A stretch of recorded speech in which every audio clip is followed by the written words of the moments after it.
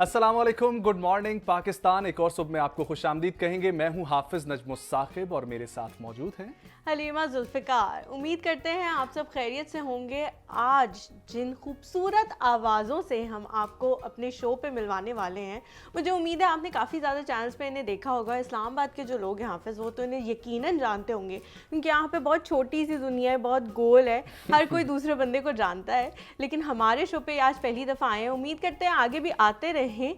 तो खूबसूरत सी आवाज़ों से आप लोगों को मिलवाते हैं। मेरे राइट साइड पे जो मौजूद है, बहुत ही खूबसूरत आपकी आवाज़ है। Thank you so much Almas, हमारे शो पे आने के लिए, हमें वक्त देने के लिए। बहुत सारे गाने आपसे सुनने हैं, लेकिन उससे पहले चलते हैं मेरे दूसरे लेफ्ट साइड की तरफ। बिल्कुल। और लेफ्ट साइड पे जो हमारे साथ मौजूद हैं सनोबर मलिक। अस्सलाम वालेकुम, बहुत शुक्रिया आने के लिए। आप लोगों का शुक्रिया, आप लोगों ने बुलाया। हलीमा, शुरू किया जाए? बिल्कुल जी, शुरू किया जाए। आवाज़ें इनकी इतनी खूबसूरत हैं, जब मैं इनके बारे में पढ़ रही थी कि मेरे से इंतज़ार नहीं हो रहा था कि मैं इनसे कब मिलूंगी। और मुझे यहाँ आने के बाद पता लगा कि ये दोनों भी बहुत अरसे से बहुत पुरानी फ्रेंड्स हैं, लेकिन आज पहली दफ़ा मिल रही हैं। तो ये मेरे ख्याल से हम दोनों को क्रेडिट जाता है कि हमने इनको मिलवाया है। लेकिन अलमास, मुझे सबसे पहले ये बताएं कि ये शौक़ जो है, मुझे तो पता है कि कैसे पैदा हुआ, लेकिन हमारे व्यूअर्स के लिए प्लीज़ बताएं कहाँ से पैदा हुआ, कैसे इस फील्ड में आई, और ये कैसे सोचा कि इस फील्ड को प्रोफेशनल लेके चलना है, सिर्फ शौकिया नहीं गाना। मैं बचपन से गाने सुनती थी, सजाद अली को मैं बहुत सुनती थी, स्पेशली मेरे डैडी को। तो वो भी सिंगर हैं, थे, लेकिन अभी तो छोड़ दिया उन्होंने। तो मैं उनको सुनती थी, मैं कहती थी यार मैं बड़ी होके ना एक स्टार बनूंगी, सिंगर बनूंगी, ताकि हर कोई मेरी आवाज़ सुने। इतना अच्छा मुझे नहीं, मतलब ये नहीं ना पता मैं बहुत अच्छा गाती हूँ। मैं अभी भी नहीं कहती कि मैं अच्छा गाती हूँ, मुझे पता है बहुत बुरा गाती हूँ, लेकिन शौक था कि बड़ी होके कुछ ना कुछ तो बनूंगी, कुछ ना कुछ बनना है मुझे। कि मैं लोगों को इंस्पायर करूँ कि यार क्या पर्सनैलिटी। अच्छा, तो ये कुछ ना कुछ से सिंगर तक का सफ़र कब तय किया कि ये सोचा कि अब सिंगर बनना है भाई मैं? मुझे 2 साल हुए इस फील्ड में, ज़्यादा टाइम नहीं हुआ। लेकिन प्रोफेशनली नहीं, मैं अभी 2 साल से कर रही हूँ, लेकिन बचपन से मैं गा रही, शौकिया। कभी किसी की चाचू की शादी हो रही है तो डैडी मुझे बोलते थे जाओ स्टेज पे अब गाओ। और ऐसे होता था, जब मैं 8 साल की थी, मेरे चाचू की शादी थी, सारे बाल मेरे मुंह पे थे और नीचे मुंह करके मैं गा रही थी। और वो मैं वीडियो जब भी देखती हूँ मुझे इतनी हंसी आती है कि कितना फ़नी सीन था। मुझे मतलब बहुत होता, मैं शाय थी बचपन से, अब तो खैर मैं बहुत बोलती हूँ। तो बाल मैंने बिल्कुल मुँह के आगे किए और मैं गा रही हूँ, लेकिन गा ठीक रही थी, बस शर्मा रही थी बहुत ज़्यादा। तो मतलब तो अब इसको आगे लेकर बढ़ने का प्लान है आपका? हाँ जी, सिंगिंग को। चले, best of luck. Thank you. Sanobar, मुझे ये बताएं कि कहाँ से आपकी स्टोरी शुरू हुई, कैसे ये महसूस किया कि म्यूजिक की तरफ आना चाहिए? अच्छा, मेरे घर में इस तरह से था कि मेरी अम्मी, मेरे अब्बू, मेरे बहन भाई, सबको गाने का शौक था। इवन बाकी फैमिली भी देख लें, खानदान मतलब में दोनों की फैमिली इस मामले में तो फुली सपोर्टिव थी। पूरी support अच्छा, थी, आज मैं सनोबर के बारे में बता दूं कि उनकी थोड़ी सी तबीयत खराब है, तो हल्की हल्की खांसी चलती रहेगी साथ साथ। चलती रहेगी जी। जी। तो बस फिर अम्मी को बहुत ज़्यादा क्योंकि शौक था, अब्बू का अपने टाइम पे एक बैंड बना हुआ था अपने कॉलेज टाइम में।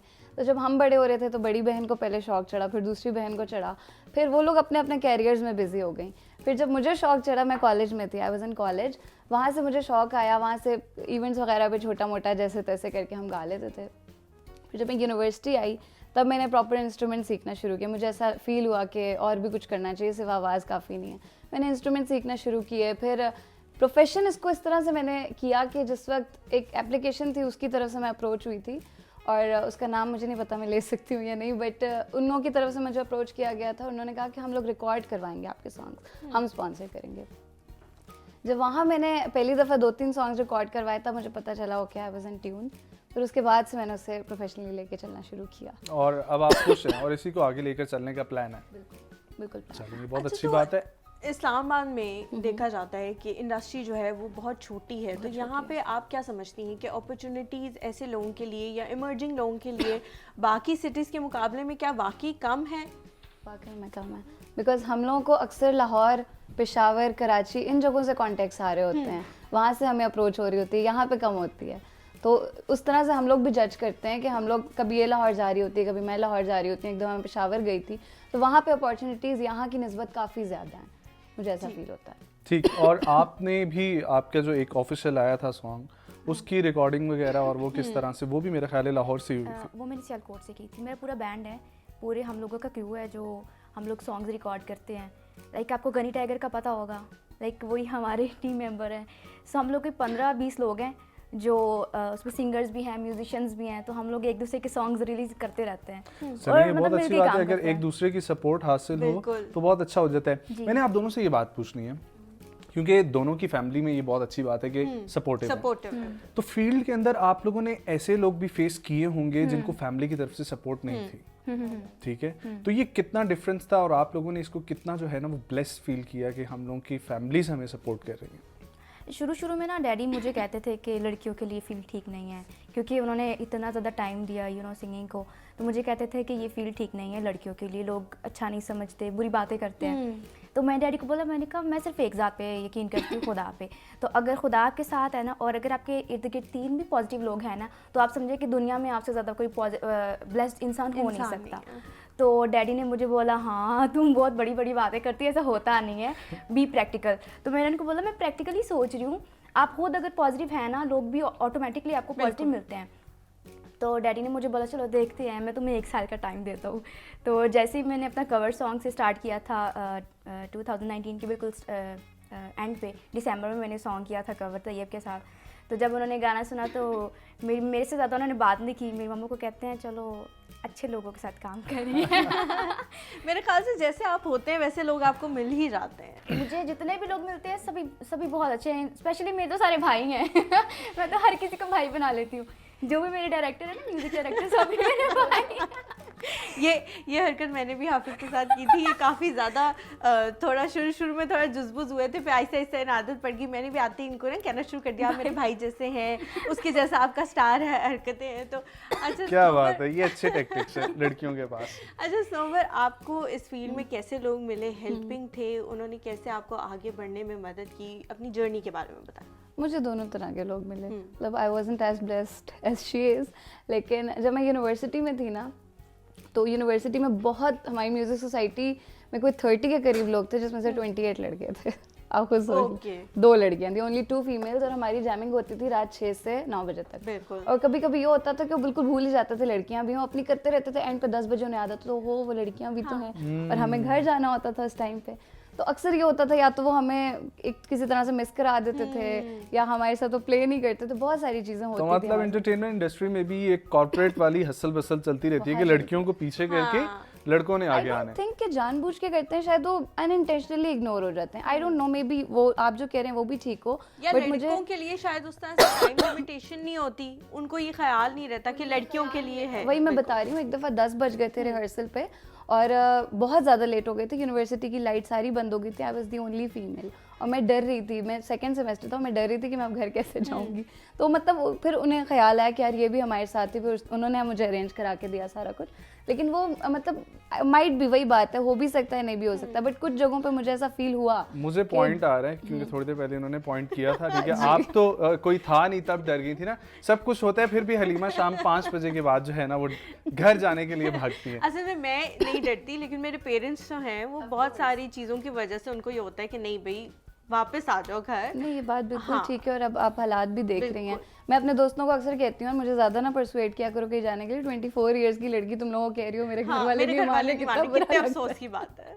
चलें, तो अब हम अलमास आपसे कुछ सुनेंगे। अपना फेवरेट सॉन्ग सुनाऊंगी बिल्कुल हाँ, बिल्कुल। हाँ। पाकिस्तानी।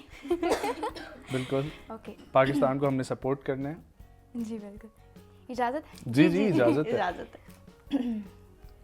मेरे दिल विच रह के मेरे दिल दा हाल न जाने, तेरे बाजों कलियां बह के रोंदे नैन निमाणे, जीना मेरा है मरना मेरा, नाल तेरे सी कर एतबार मेरा, मैं करा इंतजार तेरा, तू दिल तो यूं जान मेरी, मैं तेनू समझावां की, ना तेरे बाजो लगदा जी। बहुत क्या खूबसूरत आवाज़ है आपकी। अच्छा, मैंने ये सुना था आपके किसी और जगह पे, आप इंटरव्यू में बता रही थी कि आप रियाज नहीं करती। हाँ, मैं नहीं करती। तो ये क्या इसलिए वजह मैं नहीं है? करती। हम तो हर किसी से पूछते हैं, वो कहते हैं कि हम लोग इतनी देर रियाज करते हैं तब जाके ऐसी आवाज़ बनी है। ये नेचुरली इतने खूबसूरत वोकल्स और फिर उसके साथ साथ ये सुरों पे महारत, ये कैसे मतलब? ये गॉड गिफ्टेड है।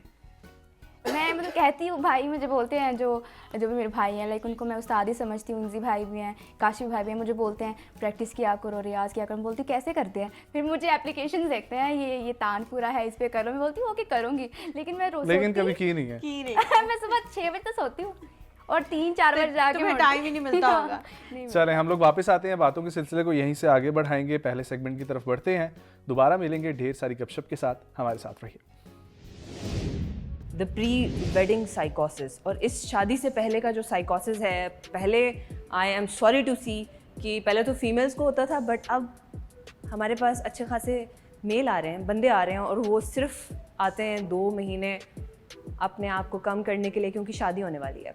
और there are females and there are men जो डाइटिंग कर रहे हैं, फाके कर रहे हैं, और कि ना मेरा शादी वाले दिन का शूट वूट अच्छा हो जाए, और वो दबा के वर्कआउट कर रहे हैं, हल्के पड़ गए आँखों के नीचे बंदे और बंदियाँ। चलो ये जो बंदों का जो सीन है ना, वो इतना ड्रास्टिक नहीं है कि चलो कोई बात नहीं, उनके अंदर एक हार्मोनल नाइटमेयर नहीं चल रहा होता जितना एक फ़ीमेल की बॉडी में चल रहा होता है। सो आज मैं हिट करूँगी अगेन दोबारा फीमेल्स जो प्री वेडिंग एक साइकोसिस में चली जाती हैं, कम खा रही होती हैं, फाके कर रही होती हैं कि मेरा शादी का शूट वूट अच्छा आ जाए, मैं शादी के दिन अच्छी लगूँ, मेरी सारा कुछ फिट हो जाए। मगर उसके बाद होता क्या है, then you go into so many complications, miscarriages हो रहे हैं, आपके हार्मोनल इश्यूज़ आ रहे हैं, आपको PCOS हो रहा है, आपकी प्रेगनेंसी में इतने इश्यूज़ आ रहे हैं। So many women out there they come back to us. एक रीज़न है, अगर आप अपनी बॉडी को नहीं नरिश कर रहे, आप एक और सोल को क्या नरिश करेंगे अपनी बॉडी के अंदर। सो स्टे राइट हियर, हम आज आपके साथ शेयर करेंगे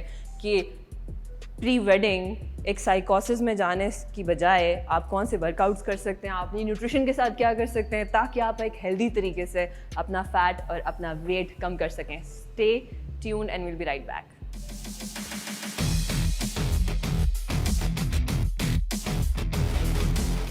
ऑलराइट गाइस, हम बात कर रहे थे शादी के साइकोसिस की, प्री वेडिंग साइकोसिस की। फीमेल्स और मेन सब साइकोटिक हो जाते हैं कि भाई मेरे शादी के दिन के फ़ोटो शूट और वीडियो शूट बड़े ज़बरदस्त आए तो हम फाके पे जा रहे हैं और हम बिल्कुल कम खाएंगे, और इसकी वजह से मुख्तलिफ़ किस्म के मसाइल आ रहे हैं, पर्टिकुलरली फ़ीमेल्स के साथ। क्योंकि शादी के बाद एक और ज़िंदगी शुरू होती है जिसके अंदर काफ़ी इस बॉडी की वेलबींग का होना बहुत अहम है। और पर्टिकुलरली बहुत से जो मसाइल आ रहे हैं वो है PCOS, हार्मोनल डिसबैलेंस, जो इस सारी क्रैश डाइटिंग से होता है। आपकी प्रेगनेंसी में इश्यूज़, ये सारी इस क्रैश डाइटिंग से होते हैं। आपके बहुत से मिसकैरेजेस हो जाते हैं, वो भी इस क्रैश डाइटिंग की वजह से होते हैं। क्योंकि अगर आपकी ख़ुद की बॉडी नरिश्ड नहीं है तो आप एक और बॉडी को, एक और सोल को कैसे नरिश करेंगे। सो मेरे साथ है सादिक, हम डिमॉन्स्ट्रेट करेंगे आपके साथ कुछ वर्कआउट्स और कुछ न्यूट्रिशन टिप्स लेटर, जो आप बेसिकली इन क्रैश डाइटिंग के को हटा दें अपनी लाइफ से और इंटेंस किस्म के कोई वर्कआउट्स अपनी लाइफ में ऐड करें, तो आप सारा अपने आप को बिल्ड भी करेंगे, आप अपना फैट भी बर्न करेंगे, और जो आपका गोल है फिट दिखने का वो भी पूरा हो जाएगा। So let's get into it. आज का सेशन बड़ा इंटेंस है। हमने आपके साथ सारे बेसिक्स डिस्कस किए हुए हैं गाइज। अभी तक काफ़ी ज़्यादा एपिसोड चल चुके हैं जहाँ पे हमने आपको ब्रेक डाउन करके तोड़ के बताया है कि कैसे राइट एंगल पे वर्कआउट परफॉर्म करना है। सो ये जो अभी हम करने जा रहे हैं, इसको ट्राई करने से पहले आपने सारी सेफ्टी टिप्स को लाजमी बरोकार लाना है। Alright, let's go Sadiq. First हमारा intense workout is burpees and reverse burpees. Let's start quickly. Sadiq आप लीड लेंगे, आप ही डिमॉन्स्ट्रेट करेंगे और हम जाएंगे फुल फॉर्म में। Let's go. ओके एवरीवन, सबसे पहले आपने अपने एंगल्स चेक करने हैं क्योंकि angles make you and break you. तो एंगल्स आपने करेक्ट एंड परफेक्ट रखना है अपना। यस। तो सबसे पहले हम जाएंगे slowly into the squat.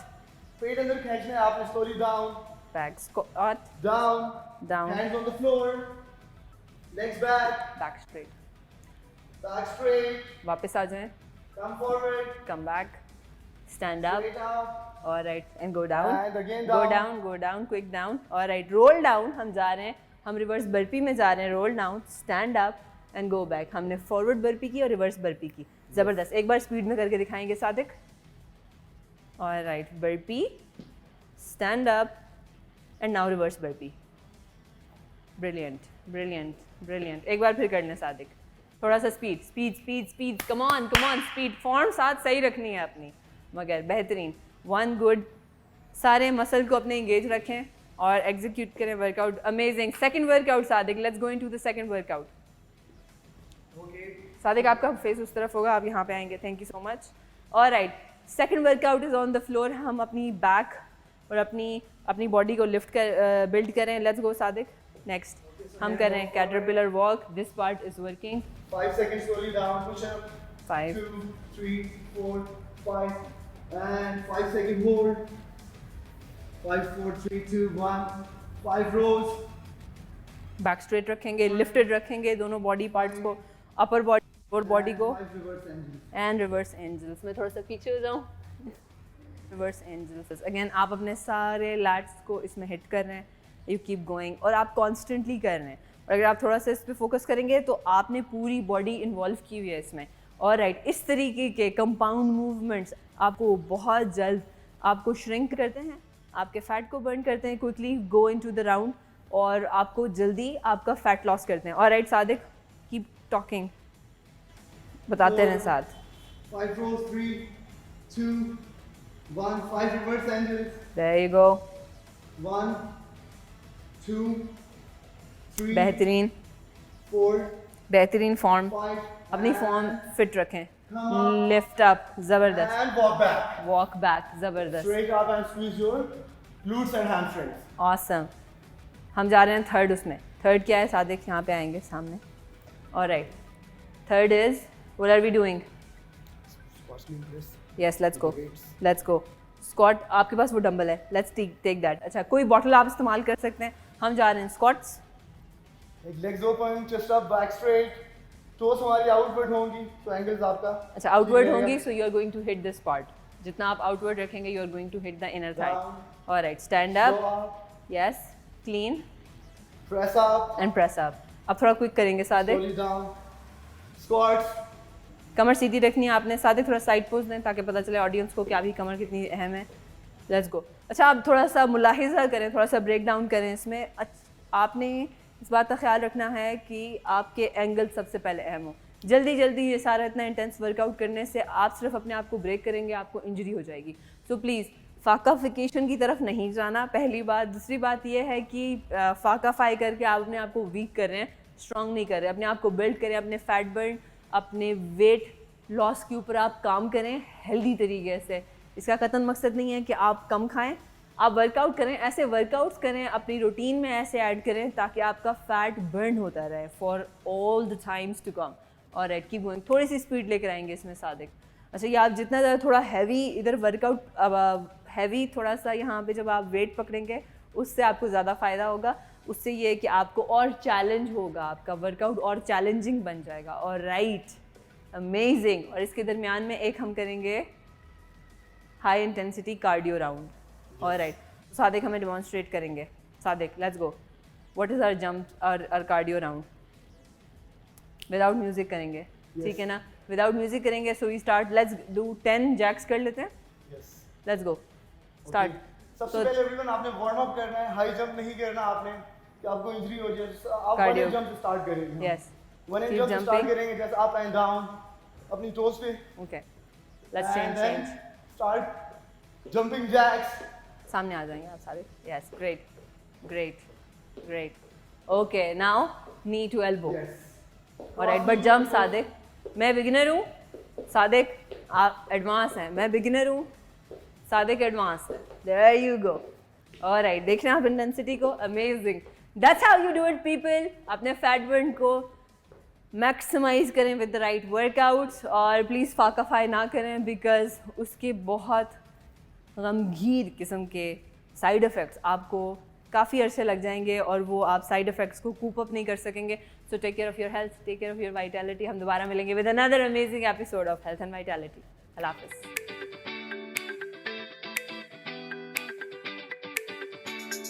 Okay people, हम बात कर रहे थे वेडिंग, प्री वेडिंग साइकोसिस के ऊपर। लोग साइको हो जाते हैं और पता नहीं अजीब व गरीब किस्म की डाइट्स करते हैं, फाके करते हैं कि मेरा शूट वूट अच्छा आ जाए। और उस दरमियान हमने आपसे डिस्कस किए कुछ वर्कआउट जहाँ पे आप अपनी फुल बॉडी वर्कआउट कर सकते हैं। और साथ में हम आपसे बात करेंगे आज क्या अपनी न्यूट्रिशन में आप कर सकते हैं, खाने पीने में किस तरीके से बैलेंस्ड ईटिंग आप लाकर ना सिर्फ शादी से पहले, शादी के दौरान, शादी के बाद, आने वाले सारे वक्तों के लिए आप मतलब एक बेहतरीन स्टेट में रह सकते हैं। सो बैलेंस्ड ईटिंग का क्या मतलब है ज़ैन? जो बैलेंस ईटिंग है उसके अंदर सबसे पहली चीज़ होती है कि हमने तमाम न्यूट्रिएंट्स को लेके चलना है। जो हमारे माइक्रो न्यूट्रिएंट्स हैं, जो हमारे माइक्रो न्यूट्रिएंट्स हैं, जिनको हम कार्ब कहते हैं, प्रोटीन्स कहते हैं, फैट्स हैं, विटामिन्स हैं, मिनरल्स हैं, सबको हम एक स्पेसिफिक अमाउंट के अंदर साथ लेकर चलें जो कि हमारी बॉडी की रिक्वायरमेंट्स को फुलफिल करें। जब हम आते हैं किसी शॉर्टकट्स की फॉर्म में या किसी हम ऐसे चाहते हैं कि हमें जल्दी रिजल्ट्स मिले, तो हम क्या करते हैं कि हम किसी न किसी फैट डाइट या क्रैश डाइट की तरफ चले जाते हैं।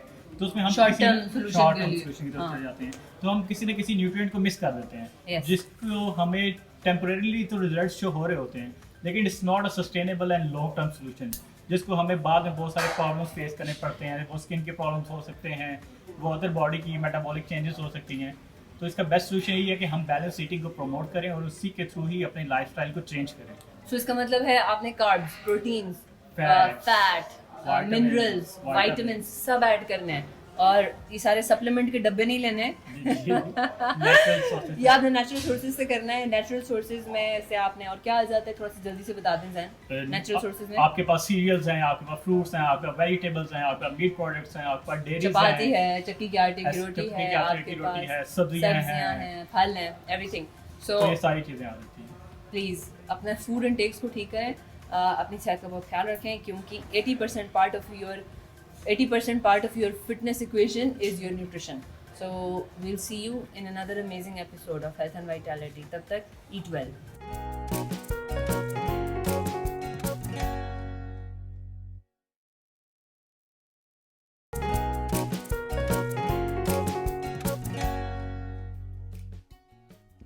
जी welcome back to the show. बातें तो मेरे ख्याल से होती ही जा रही हैं, लेकिन अब आपसे भी कुछ सुनने का वक्त होता चला जा रहा है, तो कुछ अच्छा सा सुनाए। अच्छा मैं सुनाती हूँ, लेकिन पहले ही बता दूँ मेरे गले के हालात वो बहुत मैंने खराब हैं। शो के शुरू में कोई बता बात दिया। नहीं। मैं फिर भी ट्राई करती हूँ। एक बहुत मेरा पसंदीदा सॉन्ग है जो बचपन से ही मैं एक तरह से गा रही हूँ, कहाँ हो तुम चले आओ।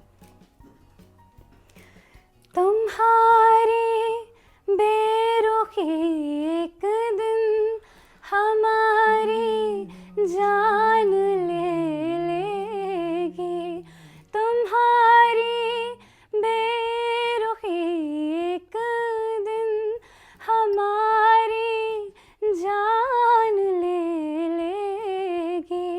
कसम तुमको जरा सोचो, कसम तुमको जरा सोचो कि दस्तूरे वफा क्या बात। क्या है। गमे दुनिया से घबरा कर तुम्हें दिल ने पुकारा है, कहाँ हो तुम चले आओ, मोहब्बत का तकाजा है, कहाँ हो तुम। क्या बात है, बहुत क्या खूबसूरत। बात है। तो पर अच्छा मुझे बताएं, आप भी प्रैक्टिस करती हैं या बस ये गॉड गिफ्टेड ही चीज़ है? प्रैक्टिस एज इन इस तरह से करती हूँ कि मैं डेली गाती हूँ, मतलब डेली कुछ ना कुछ गिटार उठा के मैं कुछ ना कुछ I am always singing something. हाँ, अच्छा और प्रैक्टिस से इंसान वाकई बेहतर होता है? काफ़ी होता है। तो कितनी सुन लें। दफ़ा तो नहीं, कितनी वो दफ़ा माशाल्लाह सोचा है बहुत कुछ अच्छा गाती हैं। मुझे हाँ, बोलते हैं, पहले भाई के- बोलते हैं कि आपकी आवाज़ खुलती है, तो मैं बोलती हूँ भाई अच्छा करूँगी अगर मैं अभी अपना साल पुराना कवर देखूं और अभी वाला कोई कवर देखूं तो जमीन नहीं, आपके आसमान। सोशल मीडिया पे बेशुमार आपके कवर अच्छा, सॉन्ग मैंने पड़े हैं, देखे, ठीक है, और बिल्कुल बहुत देखे। अच्छे हैं, आप बहुत अच्छा गाती हैं। अच्छा। मुझे ये बताएं कि आपने हमारे एक और बहुत अच्छा बैंड पाकिस्तान का, उन्होंने बहुत नाम रोशन किया, खुमारियाँ, खुमारियाँ। उनके साथ आपने परफॉर्म किया, बिल्कुल ठीक ऐसा है। ही है। तो वो कैसा एक्सपीरियंस रहा उनके साथ, और वो एक गालिबन इंटरनेशनल प्रोजेक्ट था जिसमें उसकी एक पूरा थीम था, उसके बारे में ज़रा बताएं। बिल्कुल ऐसा ही है। वो असल में बहुत ही एक रैंडमिश अप्रोच थी। वो मुझे किसी ने एक स्टोरी भेजी कि खुमारियाँ नीड्स अ फीमेल वोकलिस्ट। सो मेरी बड़ी एक गंदी आदत है, मैं ऐसे ना स्वाइप कर देती हूँ, कहती हूँ यार मैं कौन सा सिलेक्ट हो जाऊँ। मेरी बड़ी गंदी आदत है। उस दिन के बाद से मैंने सीखी थी चीज़ कि नहीं करना, बेशक रिजेक्ट सिलेक्ट जो मर्जी हो, करना ज़रूर करना है। अप्लाई जरूर करना। तो वो मुझे आई तो मैंने कहा यार नहीं यार मैं नहीं हो सकती, हज़ारों लोग करेंगे इसके लिए। तो फिर उस लड़की ने मुझे कहा यार इवन ट्राई। तो मैंने कहा ठीक है, मैंने कहा एटलीस्ट ट्राई। तो मैंने निकाला दोबारा नंबर, 3-4 वीडियोज़ मैंने 2 वीडियोज़ मैंने भेजी, और मुझे कभी भी उम्मीद नहीं थी कि उधर से रिप्लाई आएगा। मुझे एक अननोन नंबर से कॉल आई, अब सुनो मलिक बात करी। मैंने कहा जी। तो हम कुमारियान के बैंड मेंबर बात करें। मैंने कहा अच्छा। कहते हैं हमें ना आपकी 2-3 और वीडियोस चाहिए। मैंने कहा ठीक है। मैंने उन्हें अपना यूट्यूब लिंक भी भेज दिया और जो जो मेरी बेस्ट कवर्स थे वो भी भेज दिए। थोड़ी देर बाद उन्होंने कहा will get back to you. फिर उनका जो है बैंड मेंबर की कॉल आई मुझे। जब उसकी कॉल आई कहते हैं आप कल अवेलेबल है जैमिंग के लिए? मैंने कहा हैं। कहते हैं उन्होंने पहले मुझे बोल लिख के भेजे और उन्होंने हल्का सा हमिंग करके मुझे बताया कि आप इस पे मुझे बता दो। हाँ, ऐसे प्रैक्टिस करें। वो मैंने थोड़ा सा किया और मैंने भेज दिया। अगले दिन सुबह सुबह फ़ोन आया, आप आज शाम को अवेलेबल हैं जैमिंग के लिए? मैंने कहा मैं सिलेक्ट हो गई। फिर मैं गई, फिर उन्होंने मुझे बताया कि आप 473 लोगों में से सिलेक्ट हुए हैं। क्या बात है, क्या ये बात है। बिल्कुल होता है और एक अचीवमेंट है। This is one of the बड़ी अचीवमेंट। achievement और कैसा रहा उनके साथ फिर एक्सपीरियंस आगे काम करने का? बहुत अच्छा एक्सपीरियंस रहा था उनके साथ। और रिकॉर्डिंग तो यहाँ इस्लामाबाद में ही हुई थी, बट वीडियो शूट के लिए we had to go to Peshawar. हम पेशावर गए थे और वही लोग मुझे लेके भी गए थे, उन्होंने मुझे वापस भी ड्रॉप किया था। बहुत उन लोगों का, बहुत वो लोग डाउन टू अर्थ हैं। मैं बहुत चाहूंगा आप cooperative वो हैं। स्टोरी भी बताएं, क्योंकि वो स्टोरी मैंने देखी है, जी और जीने दो, ठीक है, कि वो इटसेल्फ स्टोरी क्या थी। वो जिस तरीके से बच्ची की पैदाइश पे जो गमज़दा एक माहौल था, तो वो मैं चाहता हूँ आप बताएं। एग्जैक्टली वो असल में उन्होंने मुझे इसी तरह बताया कि हम वुमेन राइट पे ही कर रहे हैं। और पहले उनका प्लान था कि मार्च में उसे रिलीज़ करेंगे, 8 मार्च को जो वुमेन डे है। फिर उन्होंने प्लान शायद चेंज कर दिया, फिर उन्होंने पहले उसको रिलीज़ कर दिया। असल में वो ज़ैनब जो हमारी पाकिस्तान की एक बच्ची थी, उसके साथ जो ज़्यादती हुई थी, और जो हमारे माशरे में वैसे ही होता रहता है, जो डेली बेसिस पे होता है, हरासमेंट और बहुत सारी चीज़ें। मैं तो चाह रही थी, मैंने उन्हें आइडिया भी दिया था कि आप लोग वो चीज़ें हाईलाइट करें, तो उन्होंने कहा वो बहुत ज़्यादा हो जाएगा। हाँ। तो वो हम लोग उसमें डाल नहीं सकते, तो उन्होंने थोड़ा सा उसकी इंटेंसिटी को कम करने के लिए ये 3 खाली स्टोरीज उन्होंने ऐड की। हालांकि मुझे लगता है कि उससे ज़्यादा बेहतर वो बना सकते थे अगर वो चीज़ ऐड करते, बट ऑफ कोर्स कुछ रिस्ट्रिक्शंस थी। बिल्कुल। तो उन्होंने कहा कि हम लोग एक बच्ची दिखाएंगे जिसकी पढ़ाई रोक दी जा रही है शादी के लिए, जो कि होता है, अभी भी होता है। मेरी बिल्कुल। इतनी दोस्तों की रोकी गई है। एंड और ये तो हम कैपिटल में बैठे हुए हैं, वहाँ भी हम ये चीजें Capital देख में सकते बैठे हैं। हुए तो हैं, बाकी exactly। सिटीज में तो ऑब्वियसली ये बाकी उससे cities में ज्यादा बहुत होगा। ज़्यादा, बाकी सिटीज़ में तो बहुत ज़्यादा है ऑफ कोर्स। एंड वो जो एक वो हस्बैंड वाइफ वाला एक उन्होंने सीन दिखाया था, उसमें भी उन्होंने बिल्कुल वो ओपनली कुछ भी नहीं दिखाया, बट लाइक बहुत वो चीज़ें भी बहुत कॉमन है। मतलब हम भी इर्द गिर्द देखते हैं, डेली बेसिस पे आपको हज़ारों स्टोरीज सुनने को मिलती हैं। हालांकि अब इतनी एडवांसमेंट भी आ गई है, फिर भी उस चीज़ से हम बाहर नहीं निकले। हम लोग वही कहते हैं कि बस ठीक है, ये औरत है, ये मर्द है। तो मतलब इन मसलों पे अगर मीडिया काम करेगा और इस क्रिएटिव वे में काम करेगा तो बहुत तब्दीली आ सकती है। बहुत तब्दीली आ सकती है, बहुत ज़्यादा। अलमास, मुझे ये बताएं कि कॉन्सर्ट्स हो रहे हैं, कॉन्सर्ट्स जब होते हैं, आपको कॉन्सर्ट के लिए अप्रोच किया जाता है, तो स्टेज पे जाके कभी नर्वस फील किया? हाँ, ये क्या फीलिंग होती है उस हर वक्त दफ़ा पे? ही होता है। तो उसको कैसे ओवरकम करती हैं, क्या करती हैं उस टाइम? वो मैं फिर अपने टीम मेंबर्स की तरफ देखती हूँ। मुझे पता होता है कि यार हम लोग का माहौल एकदम चिल है। हाँ। तो फिर उनकी तरफ देखती हूँ तो मैं बोलती हूँ हाँ ठीक है, या फिर कोई ना कोई हम लोग कोई बात करते हैं या फिर एक दूसरे को मजाक करते हैं ताकि फिर मैं नॉर्मल हो जाऊँ। अच्छा, मुझे बताएं कि ये कोविड के दिनों में कॉन्सर्ट्स तो लिमिटेड हो गए थे, तो ई बंद ही हो गए कॉन्सर्ट्स थे। की तरफ चले गए थे लोग। तो उसके बारे में उसका एक्सपीरियंस कैसा रहा, एक तो वो शेयर करें, और वो कितना लोगों के लिए इजी है वो करना, वो भी बताएं। इजी मुझे ये लगता है कि आपको जितना आपको ओपन एयर में मजा आता है ना, ऑनलाइन ऑडियंस Obviously। एक जो है चार्ज कर देती है हाँ आपको। बिल्कुल। लेकिन Online फिर भी नहीं वो मजा शायद आता। उस वक्त की डिमांड थे कि एंटरटेनमेंट बिल्कुल ही खत्म होती जा रही थी, तो ये एक बेटर वे था एंटरटेनमेंट पहुंचाने के हाँ लिए। वो भी ठीक था लाइक क्योंकि हम जो सिंगर्स है ना, मैं पहले भी बता चुकी हूँ, हम सिंगर्स कभी चुप नहीं बैठ सकते। मैं घर में भी मैं भी ऐसा ही है कि मैं गुनगुनाती रहती हूँ हर टाइम, तो सिंगर्स तो कभी चुप रह नहीं सकते। और आवाम जो वो भी चाहती है कि उनको एंटरटेनमेंट उनको मिलती रहे। तो ये बहुत अच्छा प्लेटफॉर्म है। लाइक ऑनलाइन जो प्लेटफॉर्म जितने भी दिए जाते हैं वो बहुत अच्छे हैं सिंगर्स के लिए, क्योंकि सिंगर्स चुप नहीं रह सकते। तो अगर हम चुप रहे ना तो हम डिप्रेशन में चले जाते हैं। अच्छा, म्यूजिक क्या है आपके लिए? ये तो मैं समझती हूँ म्यूज़िक मेरे करीब जो है वो सुकून है। मुझे एक तो उससे meditation सुकून है। मिलता है बिल्कुल, क्योंकि जब तक मैं गाऊंगी नहीं या सॉन्ग नहीं मैं सुनती, मुझे गुस्सा भी आता है, मेरा मूड ख़राब होता है, तो मैं सॉन्ग्स लगा के सुनती रहती हूँ। वो एकदम कहते हैं ना मैं कि गुस्सा- मौसीकी रूह की ग़िज़ा है, ग़िज़ा की गज़ल ऐसा ही तो ये बिल्कुल उस पे पूरा उतरता है। फेवरेट जॉनरा म्यूजिक में कौन सा है आपका? स्पेशल जॉनरा तो नहीं है। लाइक मुझे जो भी गाना मुझे एक दफ़ा क्लिक में कर लेती हूँ, मुझे पसंद आ गया तो बस आ गया। फिर वो मैं कोई 10 टाइम सुनती हूँ, 20 टाइम सुनती हूँ, उसको रिपीटली मोड पे लगा के फिर मैं सुनती रहती जस्ट लाइक सजाद अली मुझे बहुत अच्छे लगते हैं। तो सजाद अली साहब का ही कोई गाना हो जाए। हाँ जी ज़रूर। हाँ जरूर जरूर। ओके।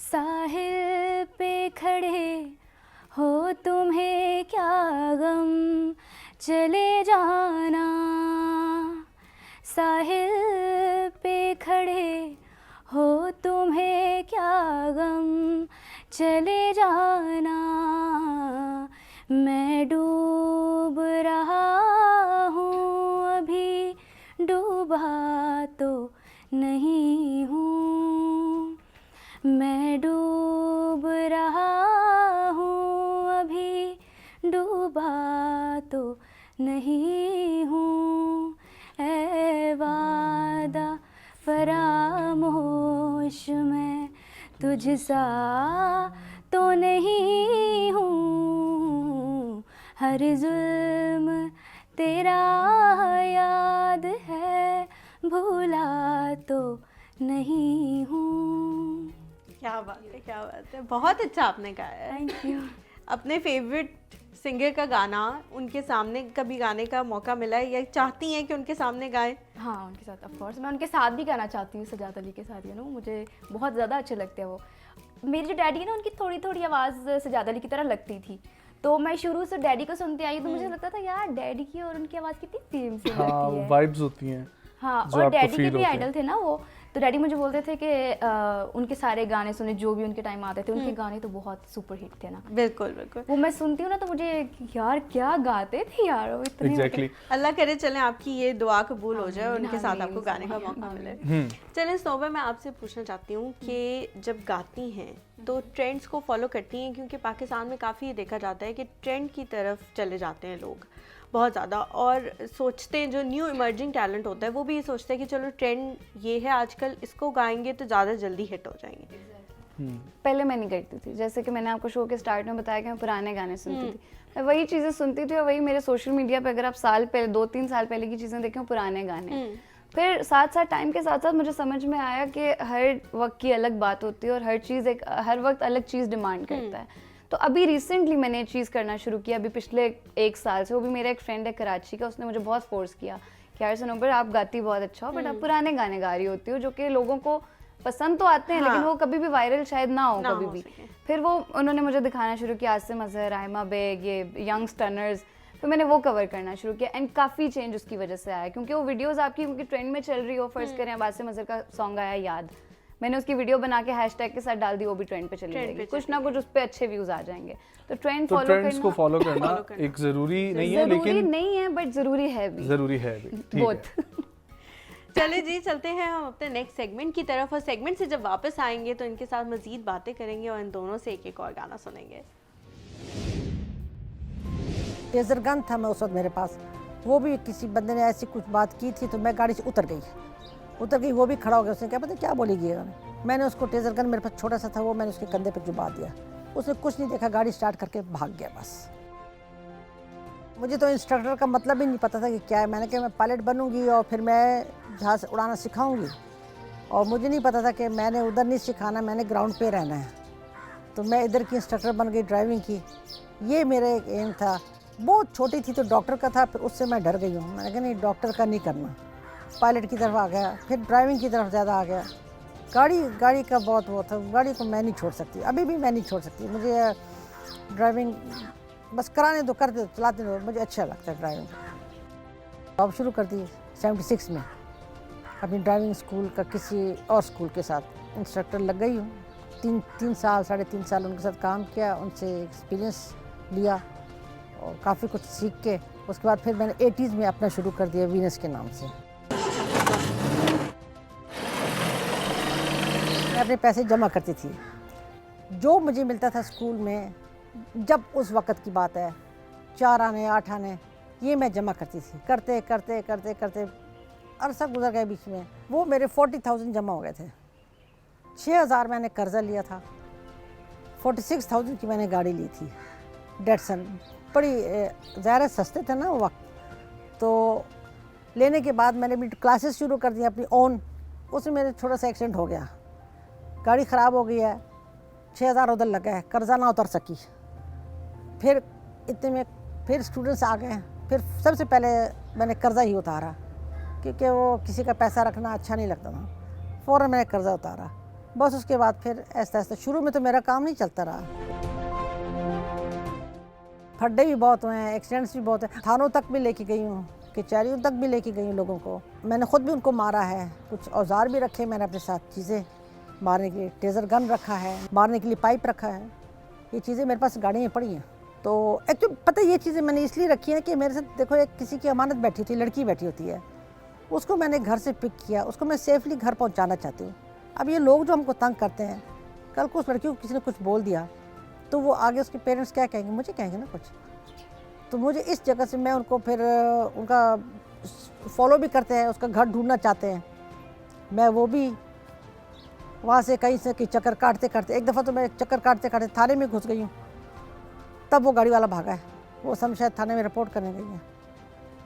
तो मैंने उस लड़की को बचाना था, फिर हमने रिवर्स ली, गाड़ी निकाल के चले गए।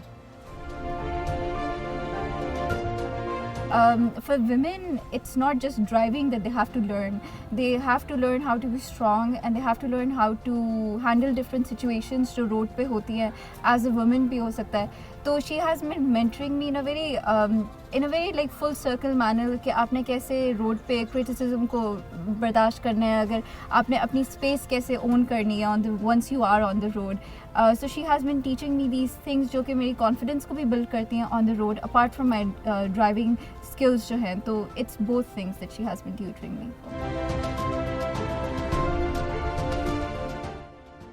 तो ख़वातीन चलाती हैं तो अब तो और पीछे मुड़ मुड़ के देखते कि ओहो लड़की गाड़ी चला रही है। पहले वाले लोग बड़े अच्छे थे, वो नॉर्मल रखते थे, वो कुछ भी नहीं कहते थे। हम टर्न ले रहे हैं, थोड़ी सी गाड़ी लड़की से हिली है कि नहीं हुआ क्या, उसने बहुत बुरी तरह गाली दे दी। आगे वो कोसार मार्केट में मुड़ गया एक स्ट्रीट में, मैं उसके पीछे चली गई हूँ। मेरे पास नकल डस्टर था चोंचों वाला बस, और मैंने कुछ नहीं देखा। मेरे भाई ने बोला कि इसको कभी भी मारें तो बहुत ज़ोर का नहीं मारें, ये जबड़ा तोड़ता है। मैंने एक मुक्का हल्का सा मारा, मुझे कोई पसंद नहीं आया, मैंने किसको तो लगी नहीं है, मैंने दूसरा ज़ोर से मार दिया। उसका ये होंठ फट गया, खून निकला, कुछ भी नहीं बोला, खुद ही डर गया। मैंने कहा आइंदा तुमने गाली किसी को नहीं देनी, बस इतना याद रखो। ये मैं इसलिए करती हूँ कि आइंदा इनको याद हो, किसी और के साथ ना करें ना। हम लड़कियाँ चुप हो जाती हैं, लड़कियों का प्रॉब्लम ये कि वो चुप होती है। भाई ना चुप हो जाओ, चुप नहीं होना, क्योंकि वो जितने आप खामोश रहोगे उतना मार खाओगे। 8-9 घर हैं जो 3 जनरेशन मैंने शुरू किया। मुझे याद नहीं है कि उनकी मैंने नानी को कब सिखाया, वालदा तक तो मुझे याद आ गई है, तीसरी बच्ची भी बीच में आ गई है। तो कोई 8-10 घर हैं कि जो 3 जनरेशन वाले, वो मुझे याद दिलाते हैं कि जो आपने फलानी मेरी नानी को भी सिखाया था। और वो इस तरह आपने बोला, दूसरे ने बोला, तीसरे ने बोला, इस तरह से सबको पता चल जाता था।